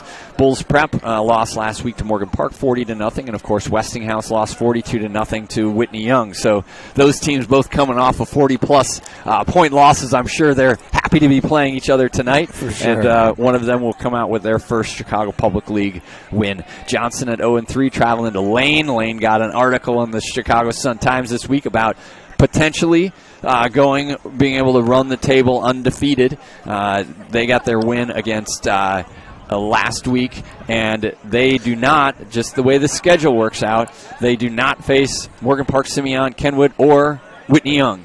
I had to write that message into Michael O'Brien for the Sun-Times because he was, in his article, he said Lane could run the table because they don't face Morgan Park, Simeon, or Kenwood. And again, I mean, social media, let's not even get into how toxic that can be. I try not to be that guy. I'm definitely not that guy. But I just dropped him a quick line on his X feed and just said, Chicago Public League defending champions Whitney Young also not on the Lane schedule this year. So Lane, we talked about Vernon Cole and the year that he's off to, and your guy Daniel Howard as well, right? Daniel Howard, Alcott Elementary, heading to Iowa State. Yep. So they do have a very good team, a team I would love to see in the playoffs, Chicago Public League playoffs. King traveling to Clark. King defeated Amundsen last week 36-14. So that was the biggest surprise, I think. King was a team that played at the white division last year. They got moved up this year, and then to put a 36-14 win on Amundsen kind of opens everybody's eyes on that on that program. So good to see King already in the win column on the Metro side of things. Harkening back to our Week 1 and Week 2 opponents, Carver takes on Perspectives tonight. So the two teams that we've faced off, I think that they will be happy as well to be facing each other. Some other big names, big games going around the Chicagoland area. A name that everybody should get to know. I kind of blew up on social media this week. Jordan McKinley. So McKinley is a sophomore, call him tight end / wide receiver at Loyola. 6'3", 220 pounds. So last week he had 4 receptions, 2 rushes, 148 total yards, running out of the Wildcat offense as well. So he had 4 touchdowns, 2 on Wildcat quarterback runs, and 2 on receptions of 42 and 14 yards. So again, he is a 15-year-old sophomore at 6'3", 220 pounds. That's how they grow him out at Loyola. Or I actually don't think they get grown that way at Loyola. I think they get brought in from somewhere to play at Loyola. He will definitely, I think he has some offers already. They talked about how Notre Dame is very interested in this kid. Also, Loyola starting a sophomore quarterback, Matthew Lee. So 2 sophomores there. It's one of these things. Coach Finger was talking about the value that you receive when you're able to get some of these guys that get the reps. So he was talking about specifically Morgan Park and Marcus Saxon, a guy that was there for a couple of years, but we see it with Von Conrad as well. You get a quarterback that can get reps as a sophomore, as a junior, really you can cash in your senior year. And with a starter out at Loyola in a sophomore already. But that's something that Fitzgerald did. Ryan Fitzgerald was a quarterback. I think he was starting as a freshman out there, Pat Fitzgerald's son. Loyola travels to Brother Rice this week, so that's a great game. Loyola ranked number 3 in the Chicagoland area. Brother Rice number 4. Brother Rice, if anybody was doubting them at the beginning of the year, they should not doubt them anymore. They're led by King Liggins. It was heading to Illinois. 4-star Braden Park and 5-star edge Cameron McGee. So McGee, just a sophomore, top 10 recruit in the nation for that class. Downers Grove North versus Glenbard South. So Downers Grove North faced Morgan Park at the first game of the year, beat them 11-8. Last second field goal, or I think 12 seconds left field goal down at Gately. But they've been without Owen Lansu since that game. I think he got hurt in week 2. Lansu is a top-rated quarterback at Downers Grove North. He's heading to Minnesota next year. But they had a guy, Kevin Jay, that stepped in. Hadn't played quarterback since junior high. He hit Illinois commit Will Vala with a TD pass with a minute 28 left last week for a win over Hinsdale Central. So Downers North, Glenbard South, both undefeated, facing off tonight. Maine South takes on Barrington, so that's number 11 Maine South. I just felt another raindrop. Hopefully that stays away from us. Number 12 Barrington. Maine South led by Indiana commit quarterback Jamison Purcell. So Purcell probably playing that game and then get in the car and head down to Bloomington for that Illinois-Indiana game. I know they got a lot of Bennett Newman, who's on the recruiting staff down there, let us know. There's a lot of big-time, got a 5-star lineman in from Texas and the top line guy from Indiana there. So a lot of recruits coming in to watch that game. Coach Signetti hoping to push the Indiana Hoosiers to an undefeated record. Well, Coach Biema wants to do the same from Illinois. Illinois, of course, Harrison Gassa, former once and always a Dolphin. Harrison Gassa, an edge rusher down with Illinois. And we have a player that faced the Dolphins before as a receiver is getting some more connections. Malik Elzy. Yeah, Elzy starting receiver. As I mentioned him on the opening. He's the last time Morgan Park lost a Chicago Public League team, Malik Elzy was on the opposite side of those guys. And then Fenwick, number 13, led by the Teese brothers. Tommy, who is a senior, heading to Miami, Ohio. And Jake, coming off an interception. Jake Thies last week with an interception and a 69-yard touchdown against Joliet Catholic. Joliet Catholic dropping to 0-3. So Fenwick at 13 takes on Montini. Montini with a top-rated quarterback, Israel Adams. He led Montini to the 3A championship last year. Maybe he's down at that Illinois-Indiana game as well. He's got offers from Indiana, Kentucky, Iowa State, and Cincinnati. Whitney Young Sports, golfing Dolphins. Couple wins for our girls golfing team this week. 2 wins at Billy Caldwell and another at Robert Black. I can rip up those courses with the best of them. I know all of the trees in the different areas around Billy Caldwell. So they're back in action this Saturday. Kennedy White and Jasmine McGee leading the way there. I saw that the tennis team had posted. They said a win over DePaul and an LTK. So a win over Lane. So they go to 3-0. Girls tennis 3-0. Boys golf. Senior Everett Carley with an even par for the day, 70 earlier this week, and then a win yesterday against Taft. Carley again, low score of 37. That was over at Maravitz. I can also rip that course up. I can shoot a 55 at Maravitz better than anybody else. On 18. Yeah. They only have 9 holes there, unfortunately. Evan Bewerkard to 79 and Simon Katz an 84. I already mentioned Elsa Conrad, so it's kind of interesting. We got the Wildermuth brothers as athletes. We got the Dale brothers. Now we have the Conrads. I'm sure there have been others throughout the course of the history of Whitney Young, but nice to see Elsa out there ripping it up for the cross-country team. Whitney Young flag football, the holders, Chicago Public League regional sectional champions, and also finished 3rd in state last year. The winning team, girls flag football last year, was Fremd. They lost to the Whitney Young Dolphins earlier this year, 7-6. So Dolphins clocking in at 11-1 overall, 5-0 in the Chicago Public League. Dee Dee Dudley leading the way with over 700 receiving yards. Denise Mahay also a strong contributor. And that defense, Nina Lloyd, Jemiah Hamilton, and Kennedy Glover leading the way, locking it down. Georgia Lang at quarterback. I also had a note as we have about a minute 23 left before the clock. This is our secret clock, right? We go down to 0 and then we go back up to the 3. I think we get 3 more. Yeah, a quick note on the girls tennis. I got to watch the match, the Whitney Young Dolphins against the Peyton Grizzlies. It was a close match. I think the Dolphins came out on top. My daughter, Riley Wilderman, played JV tennis for the Grizzlies versus the Dolphins, so I was decently confused. I'm saying yelling go Dolphins, and my daughter's on the other team, Barry. Not my best moment. I mean, you were showing. Well, I mean, let's just face it. I mean, you don't have. You have kids at both, but you've had more at Whitney Young, right? We've had 2-2 now. Oh, 2-2. Oh, because Jackson 2 Grizzlies and right? two Dolphins. And okay. All right. Fair enough. I could see the confusion. We got Juan Cepeda and Anthony Hood in the crowd again tonight. Saw those guys. Dolphin pregame. alumni.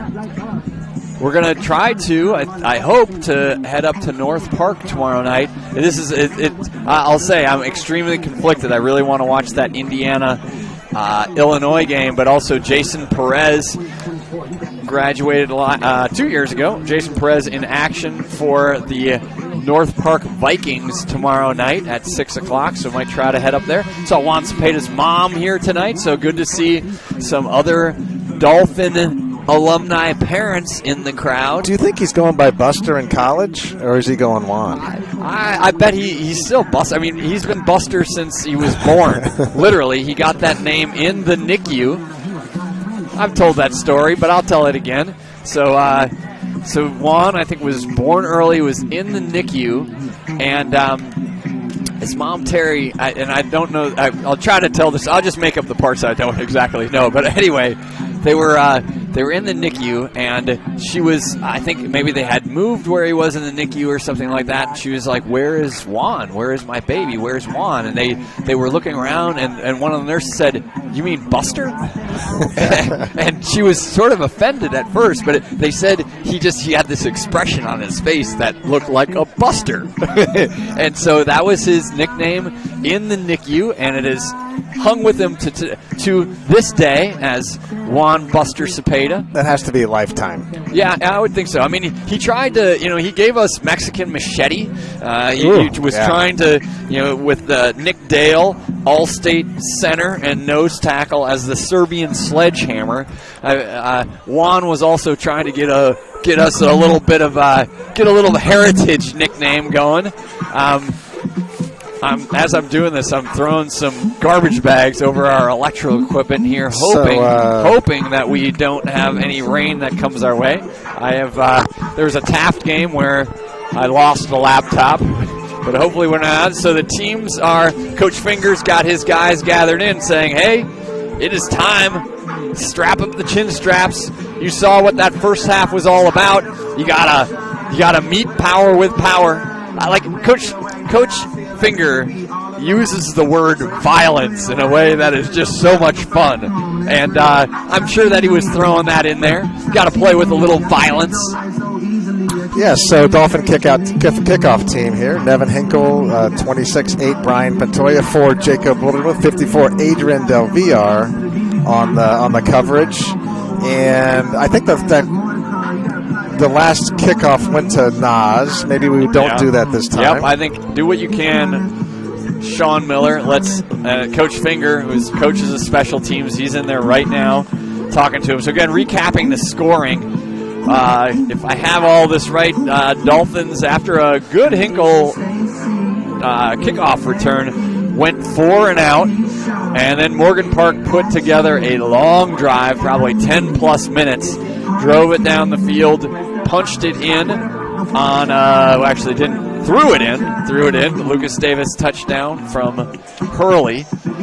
Then Whitney Young again out on downs, but then Sheldon Williams picks off Hurley. Madison returns the favor with an interception of Avon Conrad pass. Logan Lopez returns the favor with an interception. DeRoss with a touchdown catch, and then Reggie Gray Jr. with a touchdown catch on a nice pass from Hurley at the end of the quarter. So Miller's got it teed up. Rankin is in the center of the field at about the 13-yard line. And we still have the tunes jamming. You guys, turn them off. Turn them off. The referees are like, what is going on? I look back. Both those guys are on their phone doing whatever. So we're ready to kick off here without the soundtrack. Also on the kickoff team, Josiah, the truth, Purnell, with a nice sack on the 2-point conversion, and 64, Aiden Fusi. All right, here we go. Miller's got it teed up at the 40. See if he can angle this. Madison again had the touchdown return last week. He is off on Kick the to left the right side here. So Okay. Nas is going to take it Get at the there, 15. Dolphins. Blocking the back. Nas turning it upfield. Good. Yeah, the Jacob Wildermuth tracks him down. nice job, Jacob. So the flag came all the way from the back judge. I wonder if he saw that block in the back or the one that was right in front of the officials that were here on the right-hand side. They're going to call a hold, but there was a massive block in the back, fellas, at about the 25-yard line on that. So again, talk about the shadow yards, though. So Rankin had a run that was called back on a hold. Here, you had a good kickoff return that's now going to get marched back to probably the 25-yard line. Going to put it down on the big line at the 25. Maybe even inside of that. We're going to put it at the 24. The receiving team. Paracchini, Spellers, Yeah, nice and to see MJ Woods. 52 and 72 on the back after a D-line. little cramping. Must have got some pickle juice at halftime. Hurley, the QB. Hurley, I think that's Jackson with the run. Jackson stacked up on the right-hand side of the line. Gain of about 1. Second down. Good job. Looks like we got a guy down. I think Spellers was on the bottom of that, but that might be, Paracchini's up. Maybe it is the truth. I think the truth might be Josiah Purnell might be down after that play. Yep. Purnell is down after that play. Pickup of 1. Purnell, the linebacker on that side of things, was in on the action. You hope that the truth pops up quickly. So just underway here in the A little second half. sprinkle. I think the rest might pass here. Okay. I looked like the radar was okay right there. And we got a correction from Bloomington, Indiana, calling in from the remote line that Nas caught the touchdown at the end of the half. If you were happy to see that. Thank you very much, Bennett Newman. Thanks, so Bennett. not Gray, was Nas. I saw Gray later in there. I should probably guess that it was Nas. So Nasir Rankin with the touchdown catch at the end of the half. Yeah, it's Occam's razor, I think, Barry. It's the most logical thing is often the most true thing, the most likely to be true. I'm sorry, Dr. Occam, if I quoted that incorrectly. All right, so Purnell up, looking good. He's got his helmet. Going to get on over to the side. Has a Gatorade bottle in hand, so that could have been some cramping. Would hope that right out of halftime we had a little more hydration. Gray family hydration specialist. The Gray family always doing a nice job staying hydrated, and the Gray family singers. Jacob Wildermuth checking in at that outside linebacker position. I wonder how do you think that would work? What was that show that they used to have, the a cappella groups? You think the Gray family singers or the Conrad family singers? I'd like to see that competition. Yeah. That would be good. They would be throwing it I think down. the Conrads only have 8 kids. The Grays have a dozen. Hurley, give, Jackson tackle in the middle. Wildermuth on the end of that, I think, tripped up by Agent Zero at the beginning of that, and Joseph Gray, football player. So minimal gain on that, maybe 2 yards on that. Bringing up third down. Big play. Let's hold him here. Running back is Marcus Jackson. Jackson we have, in the game. Miles Bars left for Hurley. He's got tight end to his right. He's got Jackson to his left. Receiver to the top, 2 to the bottom, with Rankin far to the bottom. He's looking. That ball got through there. Holy cow. Wow. That was rifled through there. Trejavis Jones on the catch. I don't know how he caught that. Beautiful catch. 4th down. Yep, so 4th and 1. They're going to go for it here. So again, Hurley led a nice drive at the end of half. He's got 2 running backs behind him. I think Gray and Jackson. There's a handoff, and he's gone. Oh. Get there, Bennett. DeRoss trying to track down the running back, but that was Gray, Reggie Gray Jr. with a touchdown run. Dolphins lined up there trying to get the short yardage stop, and Gray hit the A-gap and was gone. Quick hitter up the middle. Morgan Park goes up 6-0. Pickle Juice Brigade back on the field for the Dolphins. We got somebody down out there. Yeah, the key was that the third down, great catch. Yeah. Gave him a 4th and 1, and then. Yep, rifled it through there again. Trevez Jones on the receiving end from Hurley. Hurley's looked good. He has. I know that there was talk early on. I don't know. I don't have their stats printed out. I don't know how many snaps Hurley had early on in the season here. Ronald Smith Jr. was a quarterback for a couple games. Again, just a sophomore, so Smith you could see work in at some point during the year. But right now, Hurley, junior quarterback, 59-yard touchdown pass last week. Now he's got a couple tonight, one to Nas Rankin, the other to Lucas Davis, and now a long touchdown run for Gray that has the Morgan Park Mustangs up 20-6 here. Yeah, still pretty humid here. 76% humidity. Dew point is up a bit to 66. Okay.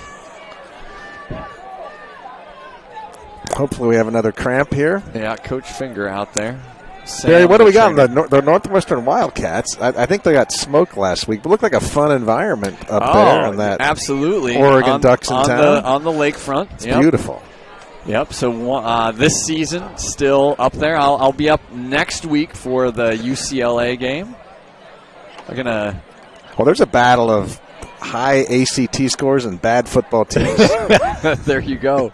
But next year the Wildcats will move into the new Ryan. Is that next year? Yep, that next looks year. amazing. Next year. We're actually as season ticket holders. There's part of us that we're actually a little cheering for. Not a great year this year, hoping that maybe our seat licenses will come down a little bit, or we can get a better spot there. So that was actually Max Warner who was down on the field. So again, a lot of these Dolphin guys playing on both sides of the ball. Yeah, we'll have to see if that's cramping or something else. He's walking a little gingerly as he comes off. Max was trying to catch up to Gray, but Gray had the jets on. Yeah, Ross had a chance on him at the end, but wow, that was some speed. It'd be nice to see. I'm sure there was some nice blocking on the front of that offensive line. This offensive line for Morgan Park has some size and athleticism. I mean, we give a lot of we see a lot of the skill players. I was talking to Juan Cepeda. He said at Roosevelt University where Juan is playing, the entire two deep on the second team is all Morgan Park guys on the defensive side of the ball, D-line side. So Conley, he's got Gray behind him trying to punch in a 2-point conversion. 3 receivers top. He's looking bottom. That's to Rankin. Rankin hauls it in. And the 2-point conversion is good. Yeah, had Kendall Lynham on him. Kendall Lynham draped all over him. Well, again, that's back to a guy that's going to play Big Ten basketball. And that was something that Coach Finger said on the open. They don't want to get too many jump ball situations where number 7 is involved in it. And that was one of those. And Rankin comes down with the 2-point conversion. So the Mustangs go up. Still a lot of time left here. We're only 2 minutes into this second half. 22-6. Have to see if the Dolphins can get a nice kickoff return and try to put a drive together. Physical game. Got a lot of guys stretching out on the sidelines here. I mean, in some of the games earlier, like back in the day when we would start off with a hope, you'd see a lot of this. And I think it's just some of the conditioning. And, the Dolphins do a lot of conditioning, but it's hard to get the game-type scenario. And especially guys, I said it a couple times already, playing both sides of the ball. So we've got Joseph Gray. Abdul Alim back along with the football player. Joseph Gray, football player, lined up to your left. Abdul Alim to the top side. That's going to go to Gray. Hinkle tried to take it. Ball's on the ground. Gray collects it. Gets tackled high. I don't think we're going to get a call on that. Was up around the head and neck area. Dolphin fans wanted to call. Hinkle is a youngster out there. What year is our friend Mr. Hinkle? As a junior. Nevin Hinkle, class of 27. Yep. Got to get out of the way, friend. Let Joseph Gray, who's got the momentum coming up. But again, that was with Gray is in the game for Warner at that running back position, but at the kickoff position. Just some things to work out. Early season, still game 4. Von Conrad getting his guys squared away. He's got Gray to his right. Bardsma, his receiver, to his right. 2 to the top. Gets a Morgan Park Mustang to jump off sides. Not called, though. He's looking for Bardsma in the slot. Nice concentration. Yeah, and great hands. And for us to get back in this game, we're going to need that connection, 5 to 2. Yep. Not, we said, Conrad can get that ball out in a hurry. Came into the game completing 60% of his passes. So Vaughn off to a hot start to the season. 9 touchdown passes coming into today. He's got one today to DuRoss. So 10 touchdowns on the year for the senior signal caller. 3 receivers to the top. Williams, Scottmere, Bardsma to the bottom. There's the give to Gray. He is corralled and brought down quickly. Hope Joe's okay. That was Emmanuel Carter, and that's also Joseph Gray now down. So that was Carter slashing in from a defensive edge position, getting that tackle. Joseph Gray down. So both of your running backs right now dinged up for the Dolphins.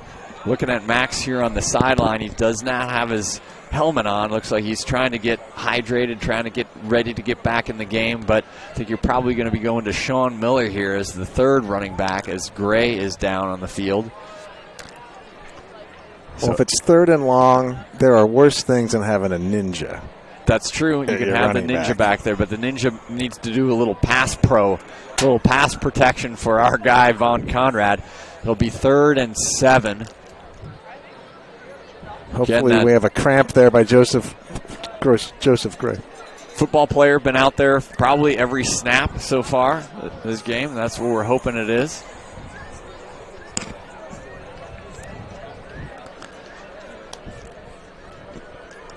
Trainers out there checking him out. Joseph Gray getting up here. Okay, Joe. On his feet.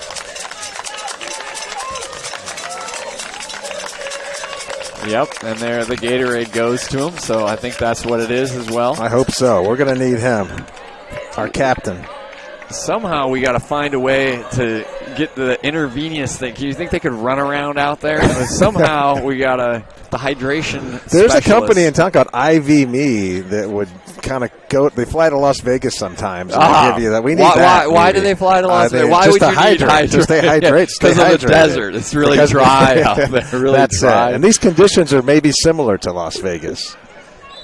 I don't even know where to go with that one. Just fun. All right. Yeah, absolutely. Okay, Joe. All right, so Joe Gray coming off to the sideline. We need a little 5 to 2 connection again. VK5, quarterback, he's got Sean Miller to his right. 2 receivers top and the bottom. Carmelo Reed, the Ole Miss guy on the left-hand side. Just led a little too far. Conrad was trying to hook up with Scottmere out there, right? No, it was Bardsma. Trying to get it to Bardsma. So, Sean Miller on second punt of the year for Sean Miller. I think he had one in maybe the Carver game, first game of the year, I think. the good news is Nasir Rankin is not back to receive the punt for the Mustangs, but Madison is back there. He with the Miami of Ohio offer and the kickoff return for a touchdown already this year. And I think also Kendall Griffin. So Griffin to the top and Madison to the bottom. Good snap. Sean Miller hammers it. Ball's going to roll. Madison thinking about picking up. Madison picks it up. Kendall Lynham trying to get to the outside. Get there. Seam, but Edwards. then tackled. Good job out there. Emilio Bracco, I think, on the tackle. Emiliano Bracco, I do believe, on the end of that tackle. So good job, but Madison playing back to the Vegas. He should get around the craps table with risk profile like that. Sounds right to me. All right, so looks like we have Josiah the Truth Purnell checking back into the game. All right, good. Now Lynham is the cornerback on the bottom side. Hurley looking over for the play. I think they're going to run that two-back setup with Gray, and that's Jackson Agent with the ball. Zero, get there. Hammered down. Paracchini and Dinger. So Dinger in the lineup for Joseph Gray. So good job by the middle of the line. So Paracchini, MJ Woods, Spellers on the line, Lee Dingfield, and Scott Muir, middle linebackers. Logan Lopez and the Truth outside linebackers. Lynham in on the corner for Maxwell Warner. Bardsma out there. And your safeties, DuRoss and Sheldon Williams. Williams with a pick already today. Logan Lopez with a pick today. Hurley with a couple touchdown passes. He's waiting for a 2nd and 10 snap. Rankin in motion, high snap. Give on the inside. I think that was Jackson. Marcus Jackson with the carry. Yeah, Miles Barsna coming to help from his corner spot. Yep, Paracchini also in on the tackle. A pickup of about 5, call it 6. 6 yards. 3rd down.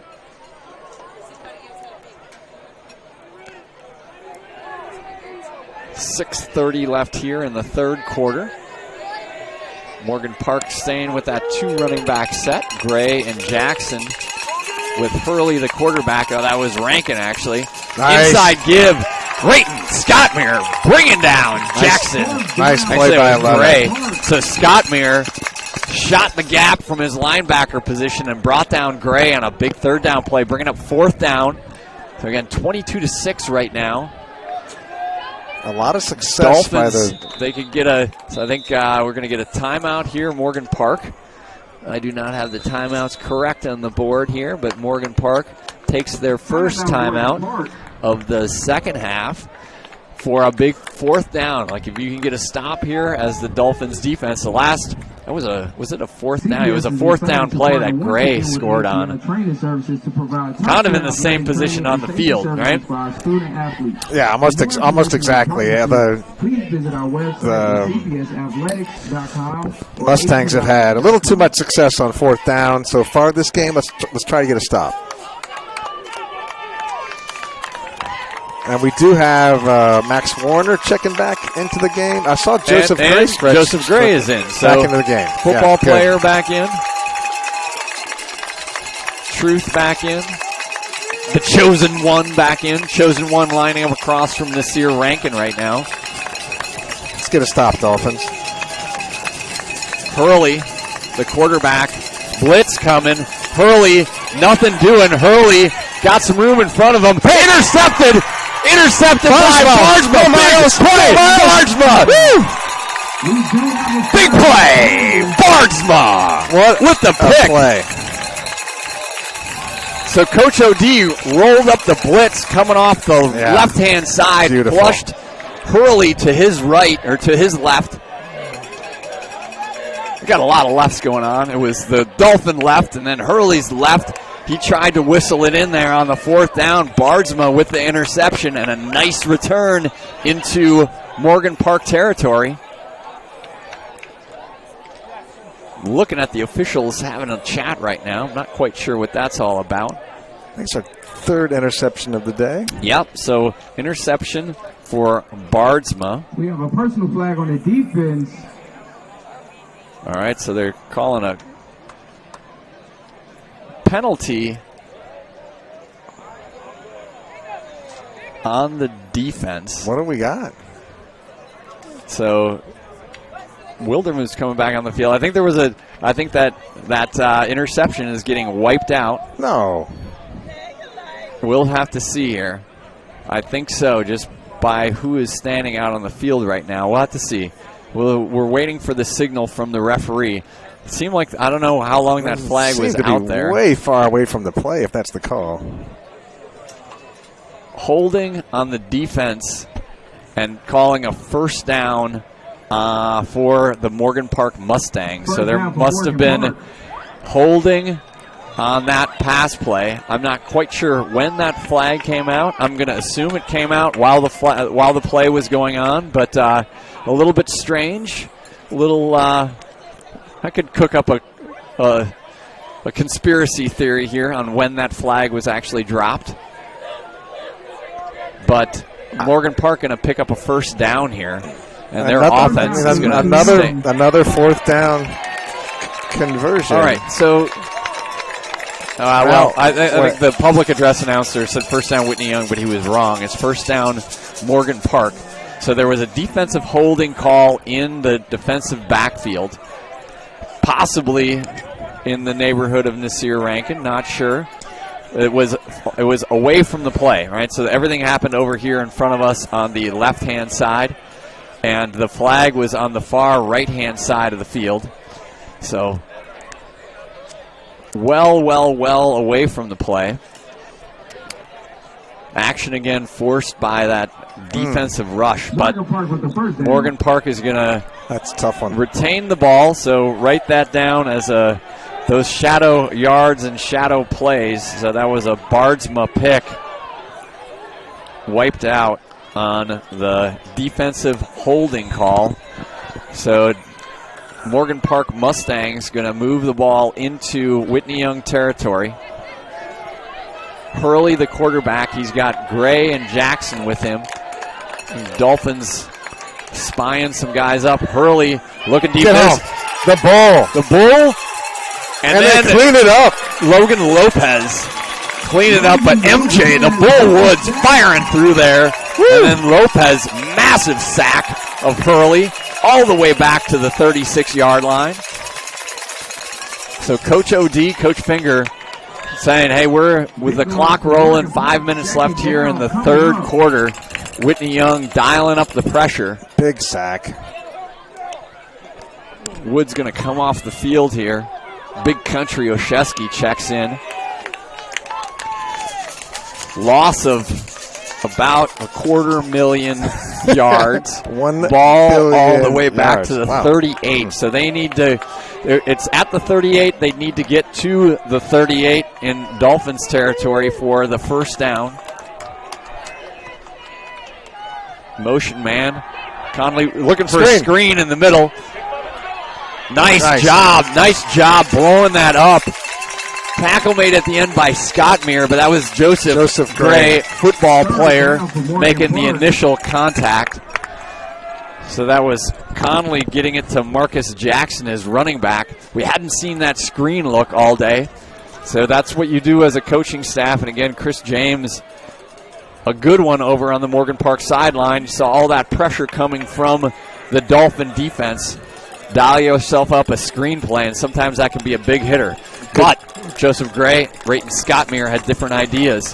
Now third and 750,000 yards to go. Conley on his horse, though. Jacob. Hammered! Joseph Gray, the football player, says, hello, Conley. Welcome. Hurley hammered down. Now good pickup. Picked up a bunch of those yards. So, but fourth down play, we've seen this script It's a waning crescent moon. Things that are normal are supposed to happen here, which would be the Dolphin defense getting a stop here. That was a heck of a hit by Gray on Hurley. But Hurley got back about 12 yards on that, I think. Again, needs to get to the 38 for the first down. So about 7 yards.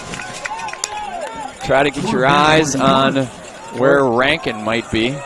Not sure Rankin is out there unless he's in the backfield. I think he might be in the backfield. I think Rankin at Wildcat quarterback right now. Rankin trying to get to the corner. Rankin, Joseph Gray, and it's going to be right at the sticks. We'll have to see. Gray came up and Dolphins ball. Gets the stop on Rankin. Great job, football player. Kendall Lynham also, I think, in there on the tackle. So just a good yard job short. holding on for the Dolphins. So after the Barsma pick gets wiped out, fourth down stop after two massive hits by Joseph Gray, who came out on that last series offensively, cramping. Well, good to see. Man, that was Hurley just ran into a brick wall. That was number 21. He's gonna feel that one for a couple days. Nice good form tackle brought to you by Dr. Christine Rosenkrantz, Wrigleyville Chiropractic. Good form up on School Street. She's a genius. There you go. Cameron Brown checking in the game at wide receiver. Brown, number 82. Looks like we've got Sean Miller still in. Low snap for Conrad. He's trying to get away. He doesn't get away.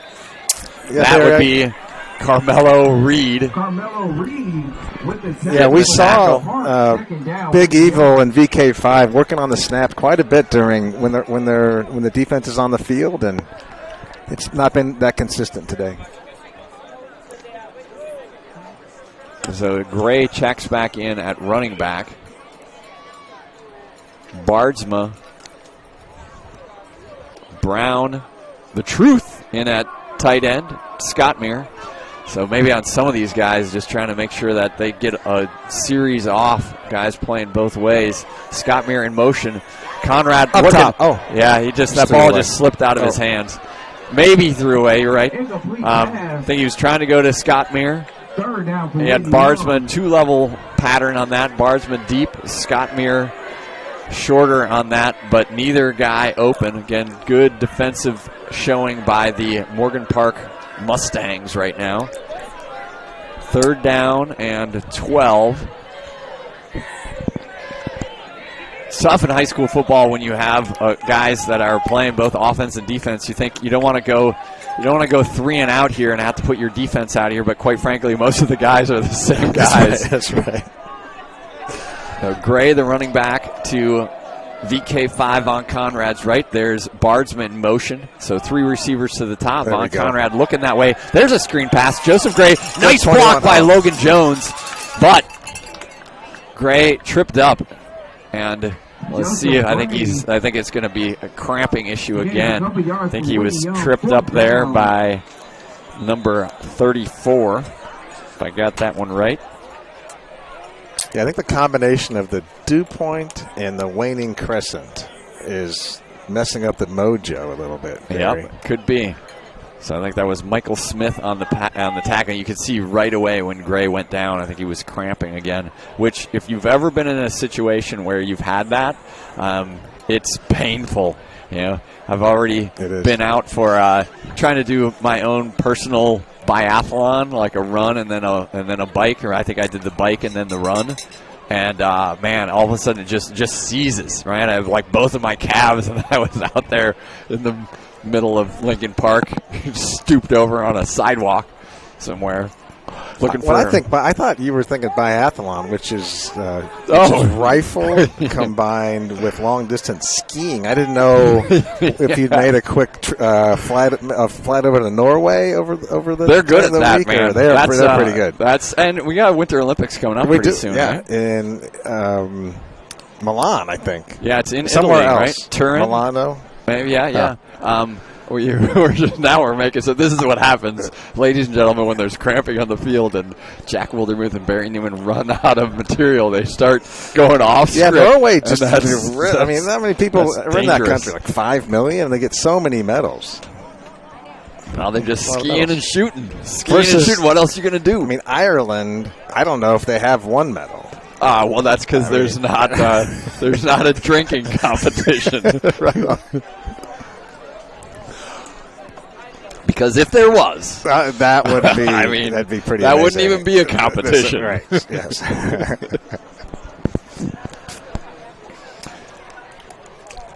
A beautiful night. Other than the waning crescent mood and the mojo and the humidity and the dew point, it's a pretty good night.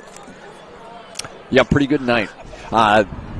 Dolphins travel to Rockne Stadium. I know that there's some discussions around some pregame tailgates. I think that's a 7. Is that a 7 p.m. kickoff? 7 or 7:30. I'll try to get that. Let's see if I've got my cheat sheet here. I think it's a 7 o'clock game up at Lane. So I know that Duhans were checking out. They were asking for advice on a good place to do a pregame tailgate, somewhere walkable. I'm not sure what they had planned. A couple up there off of Western. Yep, and that's exactly what the conversation was. Kent Carter was advising on that.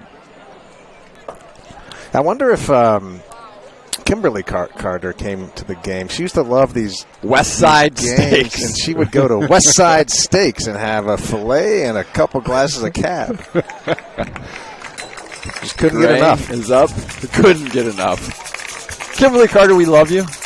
We hope you're out there listening, enjoying I haven't heard the how's Will doing down there? He went Old Miss? Down in Old Miss. Yeah, he's down at Old Miss. Mm-hmm. Got an update. Things are going well for him. I saw him at the gym this summer. He's still tall. Oh yeah, he's tall. He's pretty tall. Yep. Will had again nice freshman year as a football player. Then he concentrated on baseball. Got to some high-end baseball with the Whitney Young Dolphins. I think his main workout was baseball and also having half of the co-ed class of 2025 chasing him around all the time. That would seem likely. I believe he let them catch him. I wonder if Ole Miss Rush has Bama Rush, something like Bama Rush. My son Josh Wildermuth was down for the Wisconsin-Alabama slaughter last week. He said the campus was so clean and neat in Alabama. Well, it's you can't describe it that way in Madison, at least not after a football game. No, you can't. They're just shoveling it out up there for Bucky. All right, let's get back to action here. Conrad, he's got Miller next to him. Conrad looking for we have a little PI. Oh, it's being held. Yeah. A little bit of contact there, trying to get it to the truth. So you can't hold the truth like that. Dropping a 39-yard line with a minute and a half to go in the third. So 1:27 left here. I think we needed something there. Very fourth down play. Not able to hook up on that.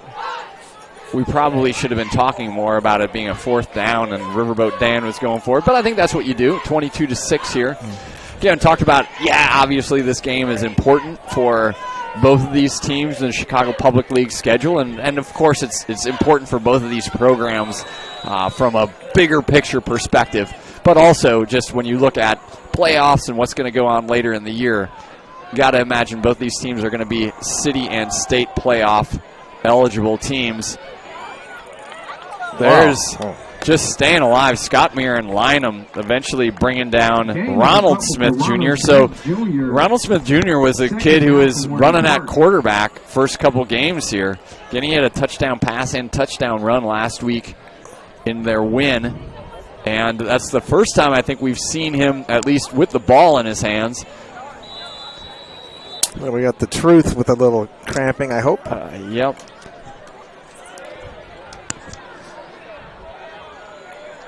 So this I wonder if Dan Gray can do IVs. We gotta get a case of Gatorade just injected into some of these guys here. Yeah. And it's slowing down our pace of play a little bit. Remy, I like your setup there. Look at that. Remy's got it looks pretty fancy. The umbrella. Your umbrella on your camera beats out the two garbage bags that are over the top of my computer and the sound system here. We're just hoping we don't get any rain before the game is over tonight.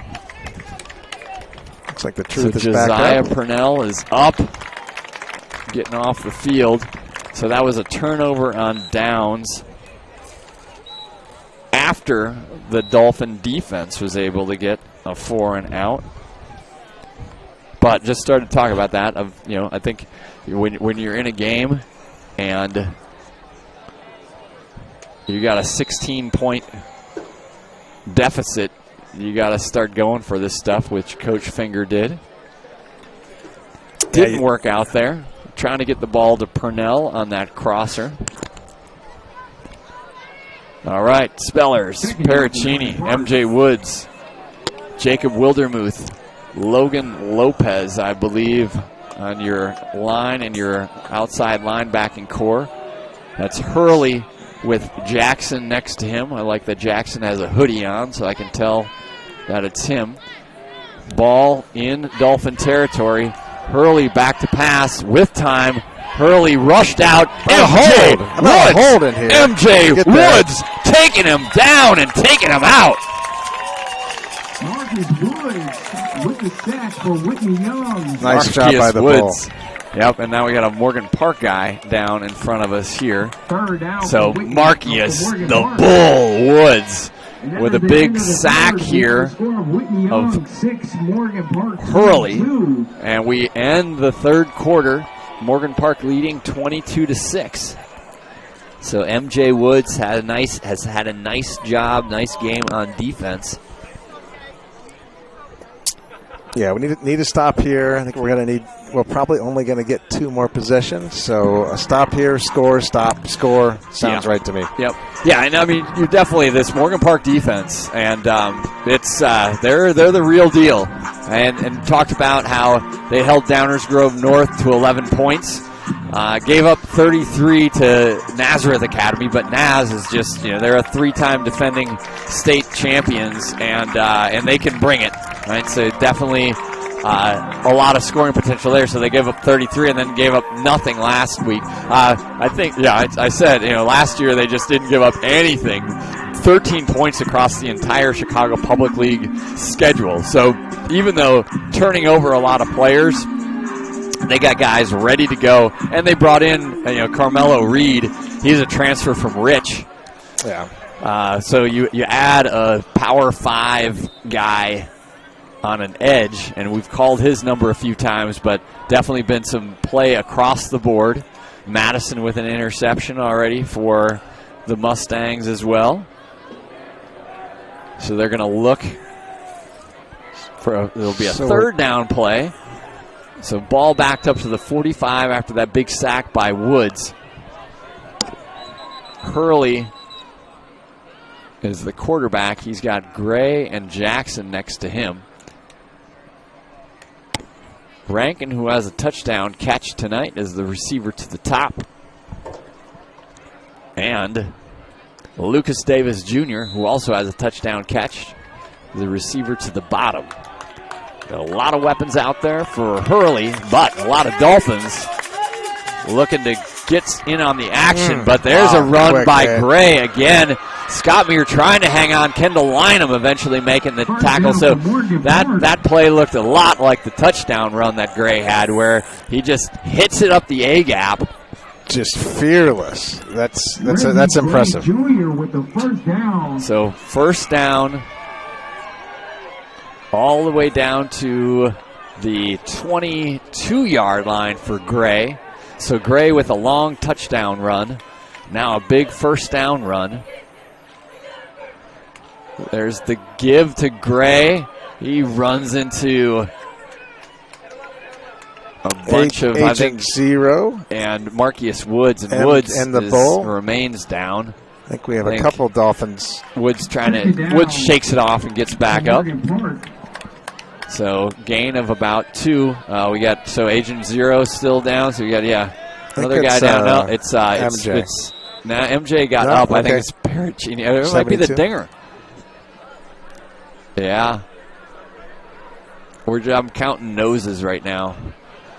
And I think it might be Lee Dingfield who's down.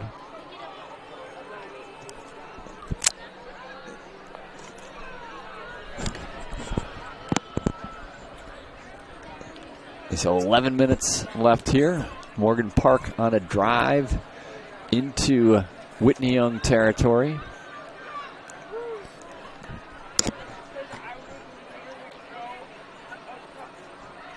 Oh, it's Paracchini. Yeah, 72. So, yeah, Paracchini who's down. Both Dingfield and Paracchini are wearing the long black undershirts, so I was thinking maybe it was him. But Paracchini, who's, again, back to, he probably has played just about every snap tonight. Yeah. He's down on the field. 9:31, not as quick as a couple other games we've had earlier this year. Not nearly as quick. Probably should have prepared a little, some more material. It's so hard, though. I mean, comedian has not been a good week for comedians, so I don't want to necessarily we're not go gonna into we're any not of that. Get canceled. Although 1 week ago today, at this point in the game, we were having a glass of wine at Westside Steaks. Westside Steaks, that would be all right. I don't think I got to that. Did I get to the? I didn't get to the point. Did I? I can't even remember what I was talking. Well, did I get to the point of Morgan Park and Whitney Young both having the astronauts? Astronauts. Yeah. No, we didn't talk about that. So I'm thinking that this rivalry game, as Dylan Paracchini gets up, this rivalry game needs to recognize that battle of the astronauts. So Mae Jemison was the first African-American woman in space. She's an alum of Morgan Park. And Joan Higginbottom was the third African woman in space. She is a Whitney Young alum. She was flew aboard the Space Shuttle Discovery. So I'm thinking we need to get something going on that. That would be a lot of fun. Maybe they can drop some hydration down for the players from well, you got to think. space. I mean, they somehow or another they're able to stay hydrated there. Yeah. Maybe some of that moon cheese. All right. Hurley back in. He's got Gray and Jackson with him in the backfield. Give up the middle. Tackle down. A pot of Dolphins. Good job on that side. I think that was Lineman, right? And we have a now Morgan Park player. Morgan Park down. Wow. We made it through that last break. Let's see. Not too I think poorly, maybe the but astronauts, when they were up in space, they didn't have gravity. Not much gravity. And then, there was something that happened before the game that was pretty cool, and I caught just the end of it. It was it was an academic recognition for R56 Ben Miller. It was right when we got here. 36 for 56. And then their player was Savion Roberts, and the PA addressed. I don't know what the award was, but I love that they're doing stuff like that. Yeah, it was more a scholar athlete type of thing. 12 Savion Roberts. Yep. For the Mustangs. Yeah, he's had a nice play tonight, and then Savion. In 56. Ben Miller with Miller. the perfect ACT score, 36 for 56. And, yeah, we talked a lot about guys like Max Warner and Nasir Rankin. Those guys are both academic all-Illinois guys. So both Nas and Max and Joseph Gray were academic all-state guys last year. So not only doing it on the gridiron, but doing it in the classroom.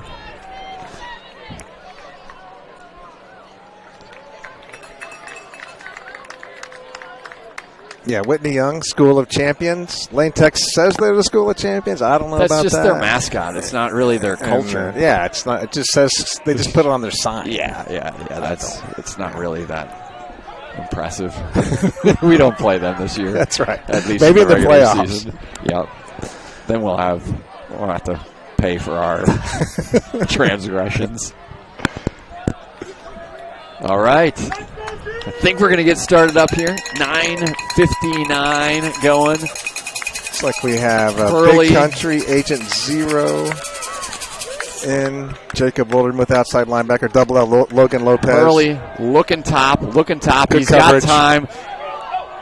Swinging it across the middle. He was trying to get it out there to Lucas Davis, who he had hooked up with before, but nice coverage. Yeah, no one open there. Good job, Dolphins. Another fourth down. Can we stop them? We've got a lot of fourth downs tonight. Morgan Park has had some success on fourth downs. Let's see what they do with an alignment. Going to try to get our eyes. Nasir Rankin to the top. He's lined up across from Bardsma. Jones in the slot. Blitz coming. Get home. Blitz! Boom! Double L! Double L. Logan Lopez. With the big 4th down sack. So Dolphins still in this game.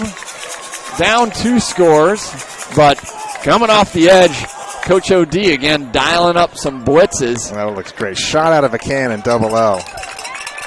Lopez down for a second, but he's like, hey, I'm all right. 4th down sack. We've seen some big sacks. So again, even if the Dolphins aren't able to get themselves back in this, this is a game, again, this is a top level opponent. This is a team that went to the quarterfinals last year at state.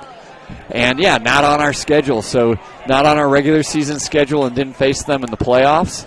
22-6 right now. Let's see if the Dolphin can get the offense cranked up. Coach Finger talked about, and this is one of the things you get into, he talked about, hey, this is one of the only teams that'll be a 2-platoon set, meaning they're just playing guys on offense and then flipping it over, and it's a different set of 11 guys on defense. And I think that in a game like this and a night like this, that really plays to their advantage. So Conrad Brown was late checking in, 3-receiver set to the left. Conrad, and I think we're going to get maybe a delay of game call. Maybe a 12 men on the field call. I think that's, I think it went again. It was 12 men on the field for, 12 men on the field for the Mustangs. It was 12 versus 10 for a while. Yeah, exactly. Nathaniel Verrett comes off I think the field. We were bailed out on that one. So 5 yards, shadow yards, 5 yards for the Dolphins. Conrad gets the play. Conrad, again, he's got his steps in. He's got 20,000 steps in. Just saw that on his iPhone. Yeah, I think we have still cramping the Chosen One and Joseph Gray. So, so Miller in the backfield. Conrad flips it over here to Scott Meir. Scott Meir trying to get upfield. He's hammered down. Hammered down, and that's a little bit of he would have gotten a penalty in the NFL on that one. But nice hit there by Lathan Barnes. Lathan Barnes with the hit, and then the walkover of Rayton Scottmere. Second down, and lost a couple yards. Lost probably 2 on that, but 2nd and 7. Yeah, good center exchanges recently by Big Evil and VK5. I saw Ephraim was working on that on the sideline. It's paying off. Yep, he's dialed in. Efren Solano at center. Pericino, Shesky, Woods, and Logan Jones. Another pass. Timing was off on that one, so Vaughn knew he needed to get it out quick. Miller didn't quite get the eyes around to see that thing. 8:44 left. Clock stops after that incompletion. So 3rd down play here. Max Warner got stretched out a bit. He's Max Warner checking back in. I think a little wheel route to the Chosen One. Yep. Could be. According to Tony McHale, that play always wheel works. route is always open. And Swain Latham. Yeah. Wheel, and I mean, sometimes like just a little pass over to the flat. I mean, but yeah, let's see. With the Chosen One back in. VK5 waiting for the snap. Looking deep to Bardsma. Bardsma is able to hold that in. That was a big time play. And big play, Bardsma. I think hopefully we have a late hit also.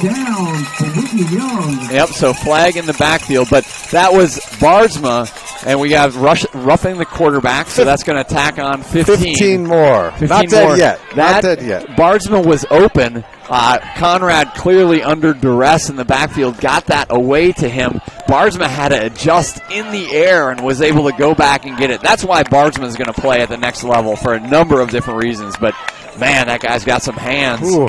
So High great point route. of the ball, great body control. So ball moves all the way down into Morgan Park territory. So great catch, tack on the 15, and you got the ball at the 32-yard line. 3 receivers to the left. There's the keeper by Conrad. Not much going, man.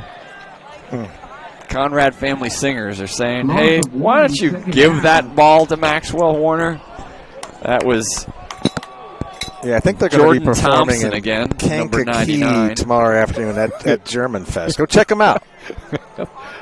They are there. Conrad Family Singers. I think we got to get the ball to the chosen one here. I think so too, and it might be tough to get in the ball on a run, although he's got some positive yardage on that. I do like the idea of the wheel route. Clear out Bardsma on the right. Get a little bit of time. You got your tight end over there. Get a chip on Reed. Going to go deep to DeRoss. Nice coverage over there. A little PI, maybe. Wow. Okay. I mean, I'm not sure I saw that, but Mike Washington out there on the coverage. VK also got lit up again. Maybe another 15. Lon Conrad's just taking some hits. He is. So Conrad taking some hits.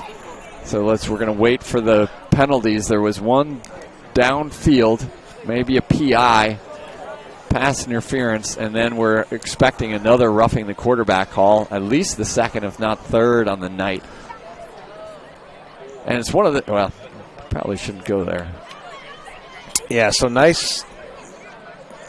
A little bit outthrown for Bennett, overthrown. Yep.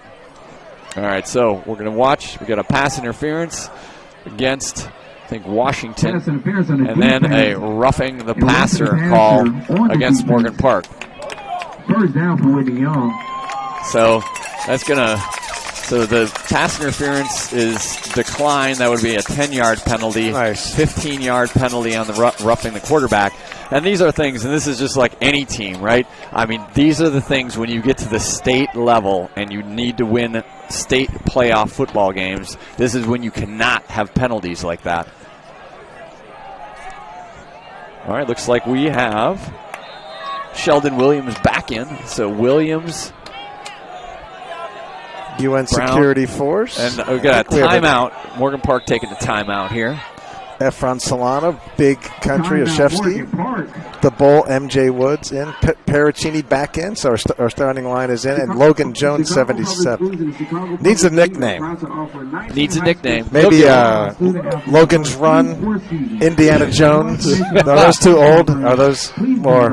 Yeah, I don't know. I'm not feeling those. No, but Jack, okay. you can just keep throwing them out. I mean, maybe I will. Maybe I'll wake up tomorrow and be like, wow, that Jack Wildermuth, he is a funny guy. We'll ask him. He is a fun guy. 7:40 left here. Friday Night Lights football action. Chicago Public League, West Side, Newt Rockne Stadium. Newt Rockne, a native of Chicago, hence the name of the stadium. He went somewhere, right? Didn't he? There's a regional school in Indiana that had a good football team back in the 80s. Yeah. Didn't they have Jerry Faust coach there, right? Cincinnati Molars. Yep. Jerry Faust coached at that school for a bit. I think they talk a lot about him, the days that they had with Jerry Faust as the head coach. Come on, Conrad. Low snap and just chucks it in the ground. Live another day. That's where they were trying to set up that wide or the running back screen to Maxwell Warner. Conrad, senior quarterback, saw it was not there. It was well covered, so he just chucked it in the turf. Clock stops 7:36. Dolphins need a touchdown here. Need to get it in the end zone, which is not easy against this Mustang defense. Ball resting at the 22-yard line. Second down. Williams, Scottmere, DeRoss to the right. Bardsma getting double coverage over to the left, I think.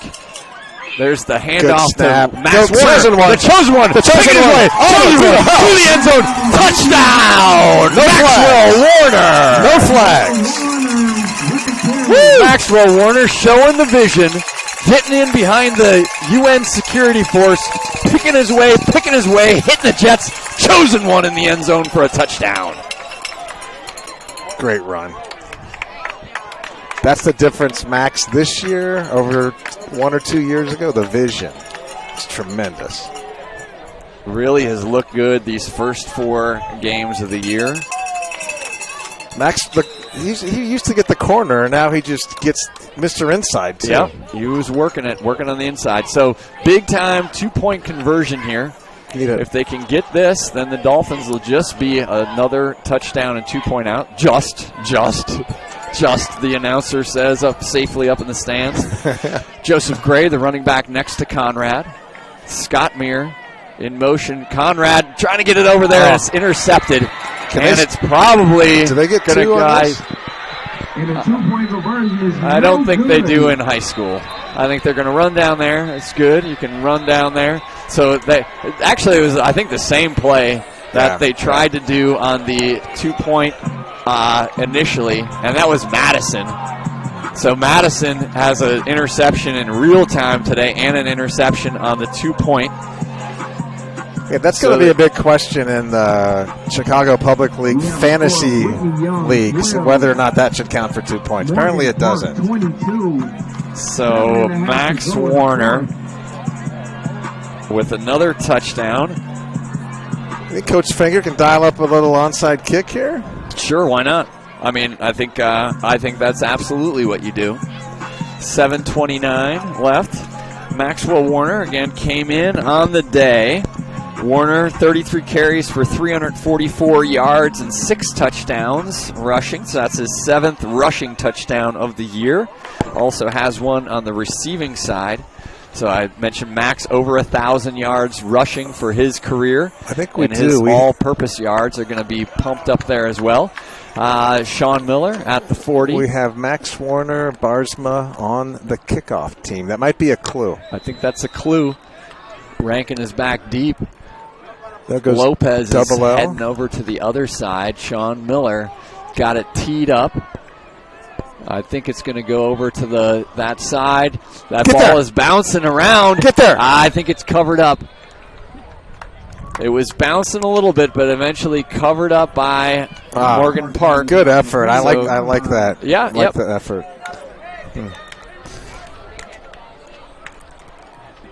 So Morgan Park will take over at their 48-yard line. Jacob Wildermuth in on defense. I think the truth is getting a series off here. Josiah Purnell. Purnell's had some nice plays tonight. Purnell has had a nice year. Tony McHale listened to our broadcast last week and was bullied into changing one of Josiah's tackles for loss to a sack. He claims to not be bullied, but I think we bullied him. I think we pressured him. We stopped saying good things about Notre Dame, and then he just flipped. All right, so I think that there's a give up the middle. I think that might be Gray. Gray also in on defense on that. Marcus Woods. And Agent Zero in. Yeah, and Paracchini. So Paracchini back in as well. I think that Morgan Park. So Gray is in. I think they have a new quarterback, Leonard Gibson.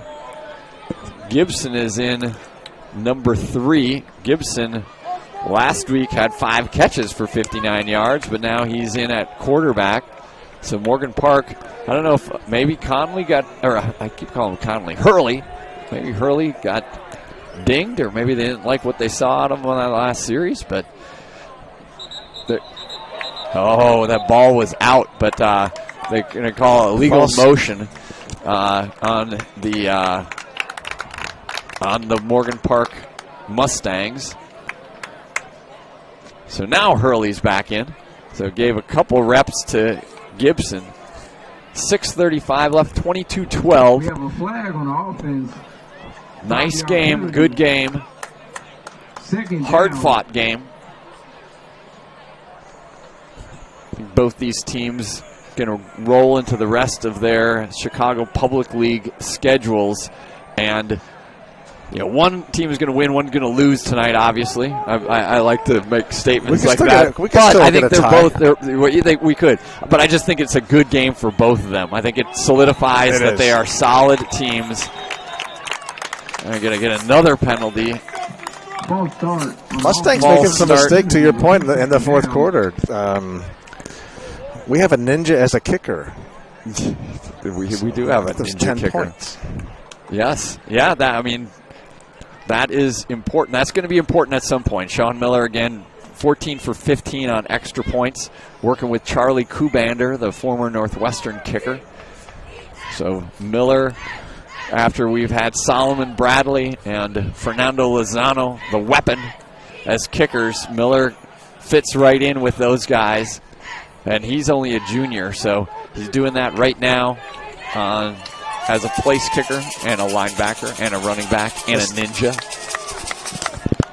See a lot more of him. So Hurley waiting for it. Hurley, the give to Gray up the middle.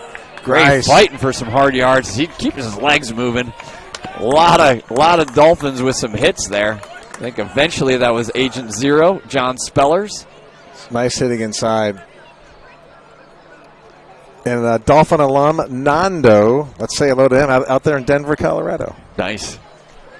So Morgan Park got backed up on 2 of those illegal motion penalties. Third down. So 3rd down and 12. Hurley, the quarterback. Hurley, ball tipped. Oh, but still gathered in. I think they're calling it. Oh, they're calling it. Are they calling it incomplete? No, I think they're calling it. It was forward progress. Yep. So just blew it dead there. Another 4th down. Come on, Dolphins. That was Lucas Davis with the tip ball reception. That was probably, I would guess, that was Marcus Woods with a big paw up there in the air, getting that tip. Was in that direction. Wildermuth almost came down with that. So 4th down. Big play here. Hurley whipping it out. Gets it to first down. It's probably to Rankin over there. No, it wasn't to Rankin. It was to Trevez Jones. Timeout, Whitney Young.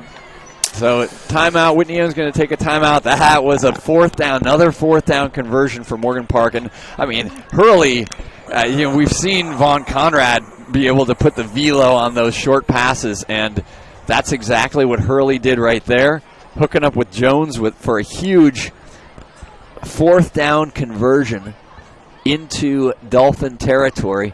Dolphins take their first timeout. They've got 2 left. 4:16 left here. Yeah, they've been clutch on the 4th downs. The Mustangs have all night. Difference in the game. Yep, absolutely. Good job again, Chris James and this Broncos squad. Quarterfinals last year at state. I mean, I think it's always one of these things. Once you face a team, and then Coach Finger talked about how he's looking forward to talking to Nasir Rankin, and maybe we'll see those guys after the game, kind of get the scouting report on each other, because then you just become a huge fan. I mean, until you face them potentially in the city playoffs, but you want. I mean, everybody at Whitney Young. At the state level, we absolutely, because one, we don't want to face them in the city playoffs if we end up there. Yeah. But you become a huge fan. You become a huge fan for Chicago Public League football, and you see again this team plugging in a lot of guys. They graduated so many guys last year that we rattle off all those D1 players that they have. So now you got a new guy. Marcus Thaxton, quarterback, is out, but Hurley doing a nice job tonight. Waiting for the snap. Gets it over. Nasir Rankin. Nasir is probably saying, where's the flag on that? Because he did get mugged. Rankin got mugged. Perfectly legal play. Clock stops. Let's get a stop here. 4:13 left. Rankin having a conversation with the guy in the white hat. He's saying, no, it's not my call. It's the guy over here. Now he's having a conversation with him. The ref gives him a little pat on his helmet. Says, hey, I'll watch you play on Saturday next year. Just don't ask for an autograph. That would be bad for him. I can ask for an autograph from Nasir Rankin, though. We've traded some DMs over the years. Not lately, but I'm a big fan of Nasir Rankin. He's in the slot right now. Bars Matrakin Rankin. A little help over the top. Hurley waiting for the snap. Hurley the give to Jackson. Oh, that's Gray again. That's Gray. Gray is a tough runner. Tackled by Scottmere.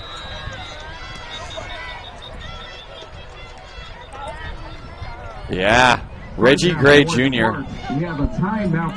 Gray came in 29 carries for 112 yards and a touchdown. Last year, he was their leading returning rusher. Gurley was their leading rusher, but Gray piled up 374 yards and 3 touchdowns last year. And I have a feeling the senior running back is going to have a big year for the Mustangs. He's had a big night tonight. Well over 100 yards. He had that long touchdown run. So waving, there was a flag, but then they waved off the flag. Referees probably also taking a peek at their watches, saying, "Hey, we've got our 10:15 reservation at Westside Steaks." We all want to. Well, let's get a tie game here. Yeah, let's get a turnover. Let's play all night. Field goal, touchdown. All right. Now we got some music pumping again. Woo, that we do. All right, so 22-12, 4:04 left here in the fourth quarter. It was a blackout night for the Whitney Young Dolphin fans. Got a good showing here. Hopefully, I'm sure we'll have a good showing next week up at Lane. I think that Lane Lincoln Park game was close to a sellout. A lot of adolescents up there. A lot of that's going to be fun. A lot of young love flying around in the stands. Next Friday night. So Lincoln Park, we haven't faced them since the 2022 season, I think. They were relegated to the white division for a little bit, but they've come back. That's right. They were in the fall of 21. I don't know, 21 and 22. Yeah. But did a nice job, worked their way back up through the white division, and were a playoff team last year. Hurley waiting for it. Hurley, handoff to Gray. Gray keeping his feet, getting to the second level. Tackled there. Close to the 20-yard line.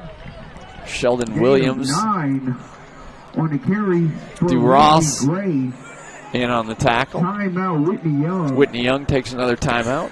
3:58 left. That is their second timeout. So we missed this the other week.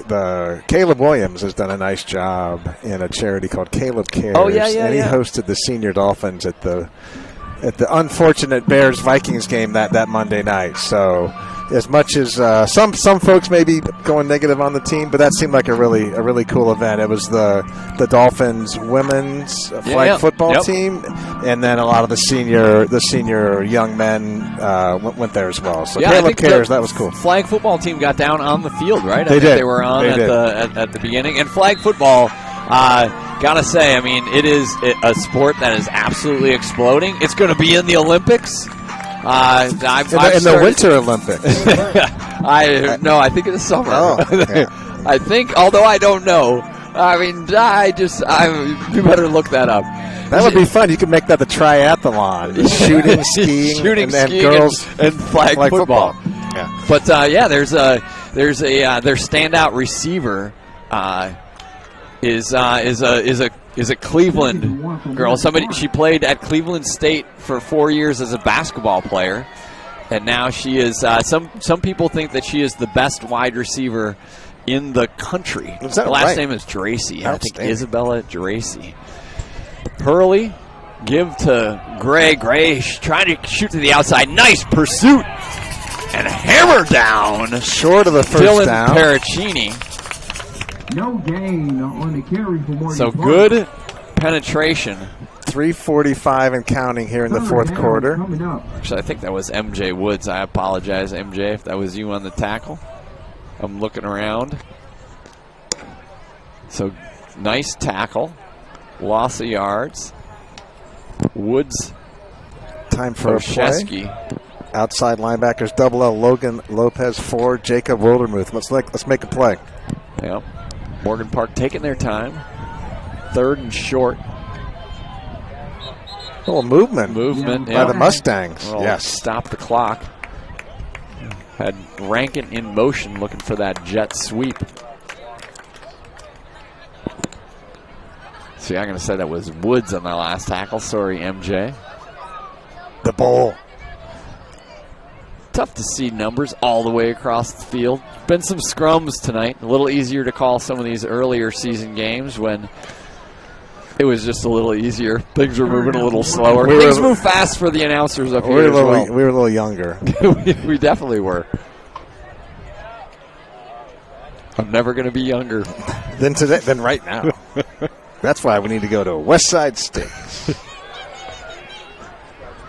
That'll add years to your life, Westside Steaks. Some red meat and red wine. Hurley, quarterback, Gray to his left. Blitz. Nas Rankin with the ball. Joseph Gray on the tackle, but a first down. So good again, play. Hurley get the ball out. Nasir Rankin able to go 0 to 60 in a hurry. Yeah, the Dolphins have been close on a lot of things all night, but every time the clutch plays have been made by the Mustangs. Yep. And that's, that again, back to what the Mustangs will need to do throughout. And Morgan Park has a tough schedule, so they face Kenwood, they face Simeon. Both those schools are good. Those will be great games. If you have the time, I would highly recommend seeing some of those games, as long as they're not opposite hours. There's the give to Rankin, and a tackle, losing a helmet on the play was DuRoss. Bennett DuRoss. Flag on the play. I think it appears as if the Mustang pulled his helmet off. Yep, I think it might have been a face mask call ahead or a holding call on that, trying to get Rankin around the corner. Again, you see the speed that Rankin has. But he's also had some plays wiped out by some penalties on his offensive line. So moves the ball back to the 25-yard line. Running out of time here, though, for the Dolphins at Rockne Stadium. 22-12, 2:19 left.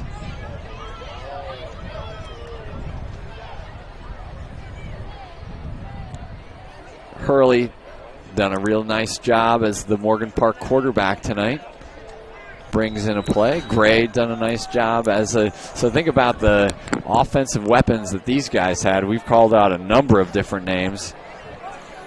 A 26, Nevin Hinkle checking in for DuRoss, probably for a play. Yep, just for a play. Hurley looking to get it deep. Nice coverage. Great coverage out there. That was Bardsma. Barsma and Hinkle. Yep, Barsma and Hinkle. They're trying to work that to Lucas Davis. But great coverage. Had him bracketed over there. Stops the clock, thank you. 2:11.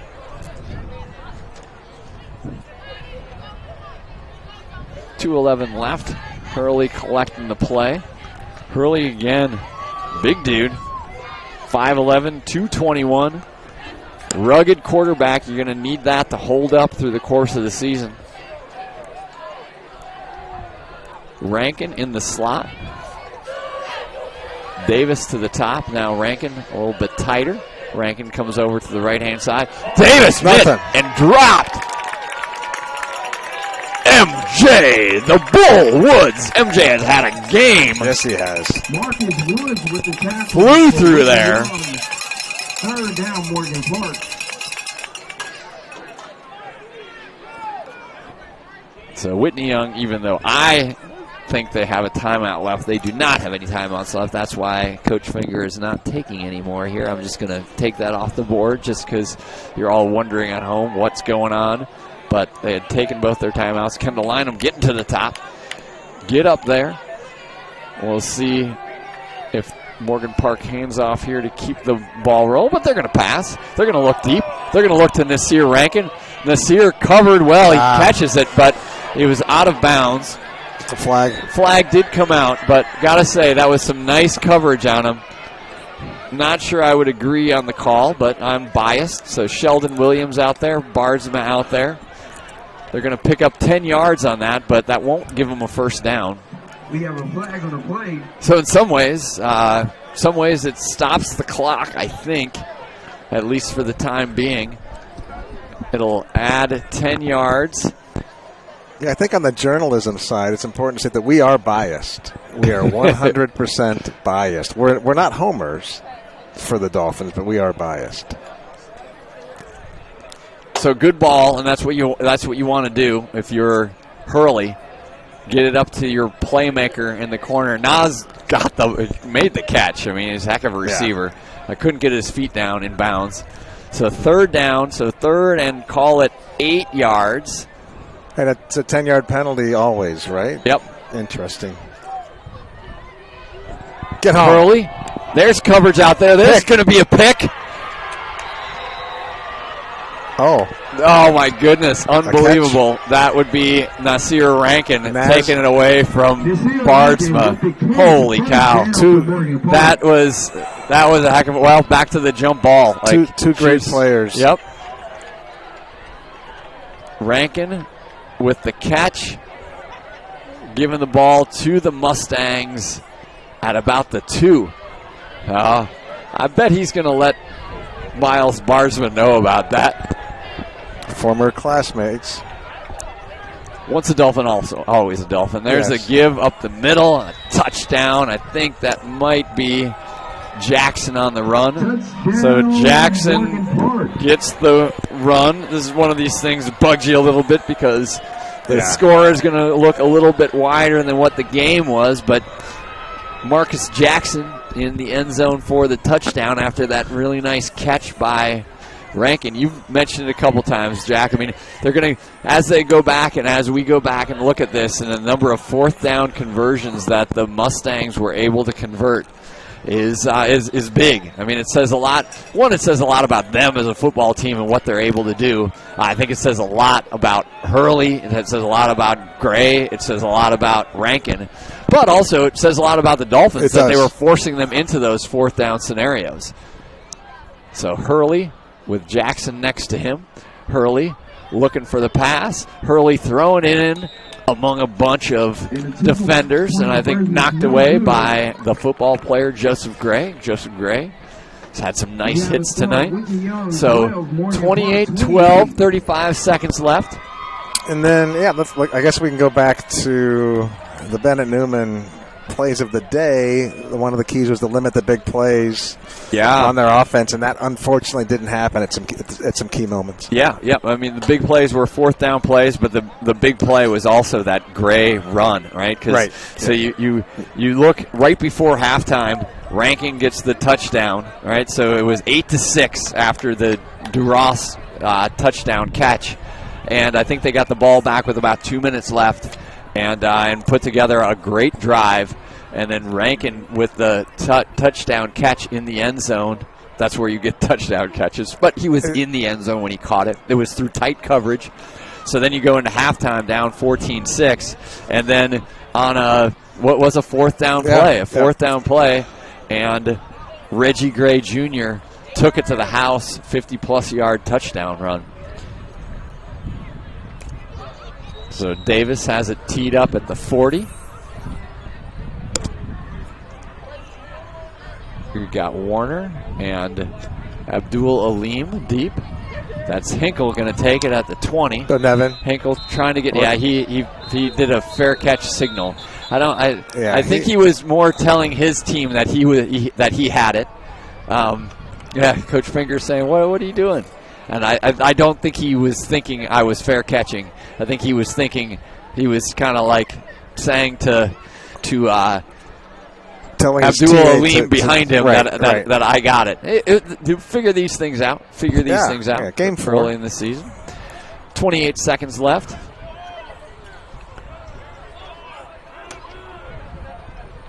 See if Coach Finger, what do you want to dial up? I mean, he's getting on our ball boy there. Hey, we still got a game. We're Coach Finger, these are teaching plays right here. And we're not going to go into any sort of non-victory formation or anything like that. We'll try to get the ball to a playmaker here. Bardsma to the bottom along with Scott Meir. Maxwell Warner in the backfield with Conrad. Conrad looking that way. For 2. There it is. Double Bardsma. Bardsma not able to come up with it. Ball just hung up there a little bit. He did have a step, but nice play out there by Brandon Ward. Like that they're still working on that connections. That 5-2 is going to be key for us. Yep, definitely. Actually, that was Mike season. Washington. Sorry, Mike. Good job. Second time, at least second time we've called your name. So 22 seconds left. Yeah, they tried to get the double move. Again, getting some protection for Conrad. Conrad's been battered around a little bit, but the UN security forces give him some time.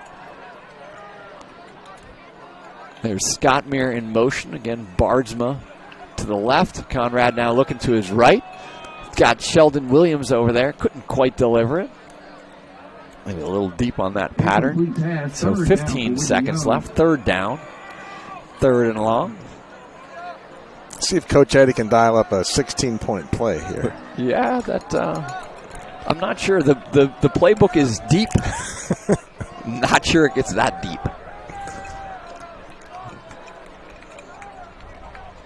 Conrad, senior quarterback.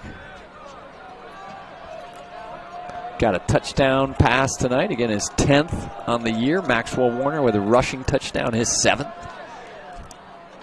Scott Meir in motion. Looking his way. Just a little bit off on that timing. Only a second ticked off the clock, though. Maybe more. 10 seconds left. So this kicks off a big football weekend. Three of our sons will be down in Bloomington, Indiana. My Illinois graduate Jackson will join Josh and Bennett, the Indiana University Hoosier students, at a big night game. Yep, absolutely. Big I talked game. to Bennett. He starts with the recruit tailgate at 3 o'clock tomorrow. Is he allowed to get a little boozy during the recruit tailgate? No, absolutely Okay. not. I didn't know the rules. He on wouldn't that. Yeah. do that, but no, that's all about Conrad on the run. Conrad getting out of bounds safely at about the 25-yard line. And that's going to turn the ball back over to Morgan Park. They are allowed to go into the victory formation at this point. 4 seconds left. So Morgan Park going to go to 2-0 in the Chicago Public League, 2-2 overall. So usually from a state playoff perspective, you want to get to 6 wins. 5 will usually get you in. 4 can sometimes get you in, although not probably at the 5A level, where I think Morgan Park will be at 5A again. I'm not quite sure. A lot of movement. Whitney Young again, but going to be at 8A this year. But 8 and 7A are 32-team brackets, north and south on that. The other brackets are 16-team brackets. Talked about Morgan Park's history, so again, we'll cheer for them at the state playoff level. Hope to see the Mustangs make a deep run, get themselves downstate. Hurley, nice job tonight at quarterback. Gray at running back. Nasir Rankin, wide receiver. Also saw a touchdown again on Lucas Davis.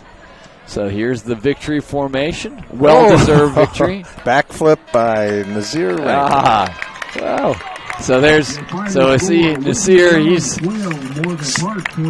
dapping up some of the guys. Gave a little pat to Bardsma and Duras over there, his former classmates at Whitney Young.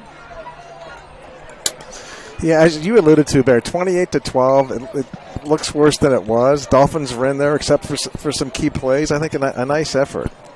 Yep, solid effort. Whitney Young goes to 3-1. Back in action next week. So Nas is leading the crowd the way out. He's hugging Coach Finger right there. Coach Finger also dapping it up with the Morgan Park coaching staff. I know he's got a lot of respect for head coach Chris James. So James with his 51st win. Think about him in his 8th year with 51 wins. Coach Finger in his 7th year with 40 wins. And, those guys are going to be, hopefully, Chicago Public League coaches for a long time. You'll see Nas coming through first for Morgan Park. And I'm sure that Mustangs, will have a nice year. Dolphins will have a nice year as well.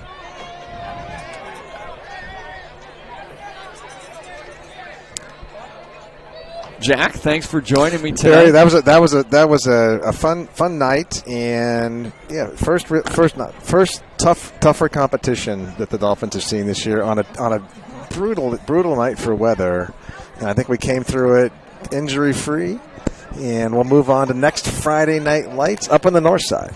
Yep, absolutely. We'll be at Lane, so facing off against Lincoln Park. We don't have any of those scores, but we'll get those for you next week. So Lincoln Park, and after that, Phillips, Clark, Amundsen, and Taft. So some games the rest of the way, the Chicago Public League schedule. We're going to thank everybody for joining us tonight. It's been a long time since we've called a Whitney. It was a lot warmer than the last Whitney Young loss we called, but that was in the Prep Bowl. That was sort of just bonus football that we had going on. Last, I'd have to think off the top of my head, the last Chicago Public League loss that we called was probably the last. Against regular season was that last Morgan Park game. It was, yeah. So we had a player of the game. So we had, it's the U.S. Army night tonight, right? Yeah. So Reggie Gray Jr. with that long touchdown run. He's going to get player of the game. So awarded out there at the 25-yard line. Gray, senior running back. And also a guy that picked up some of those big fourth down carries. So we'll congratulate the Mustangs. Good job tonight by them. I mean, the Great American Rivalry.com Army game, I think it's a century old. It's at least a century, multiple centuries. Yeah. All right, so our thanks to Tony McHale, again, our executive producer, getting us on air every week. And doing a whole lot more for the program, stats, programs. Jack Wildermuth, pride of Sydney, Ohio, thanks for joining me tonight. Always a pleasure, Barry. Head Coach Finger, we thank him for everything that he does for the Whitney Young players and program. Head Coach Daniel Finger. Also, Athletic Director Chris Cassidy. Saw Coach Cassidy out here tonight. And, of course, Principal Ricky Harris. Thank you to all of you at home who joined us tonight. Have yourself a great weekend, and we'll see you next week at Lane. Go Dolphins.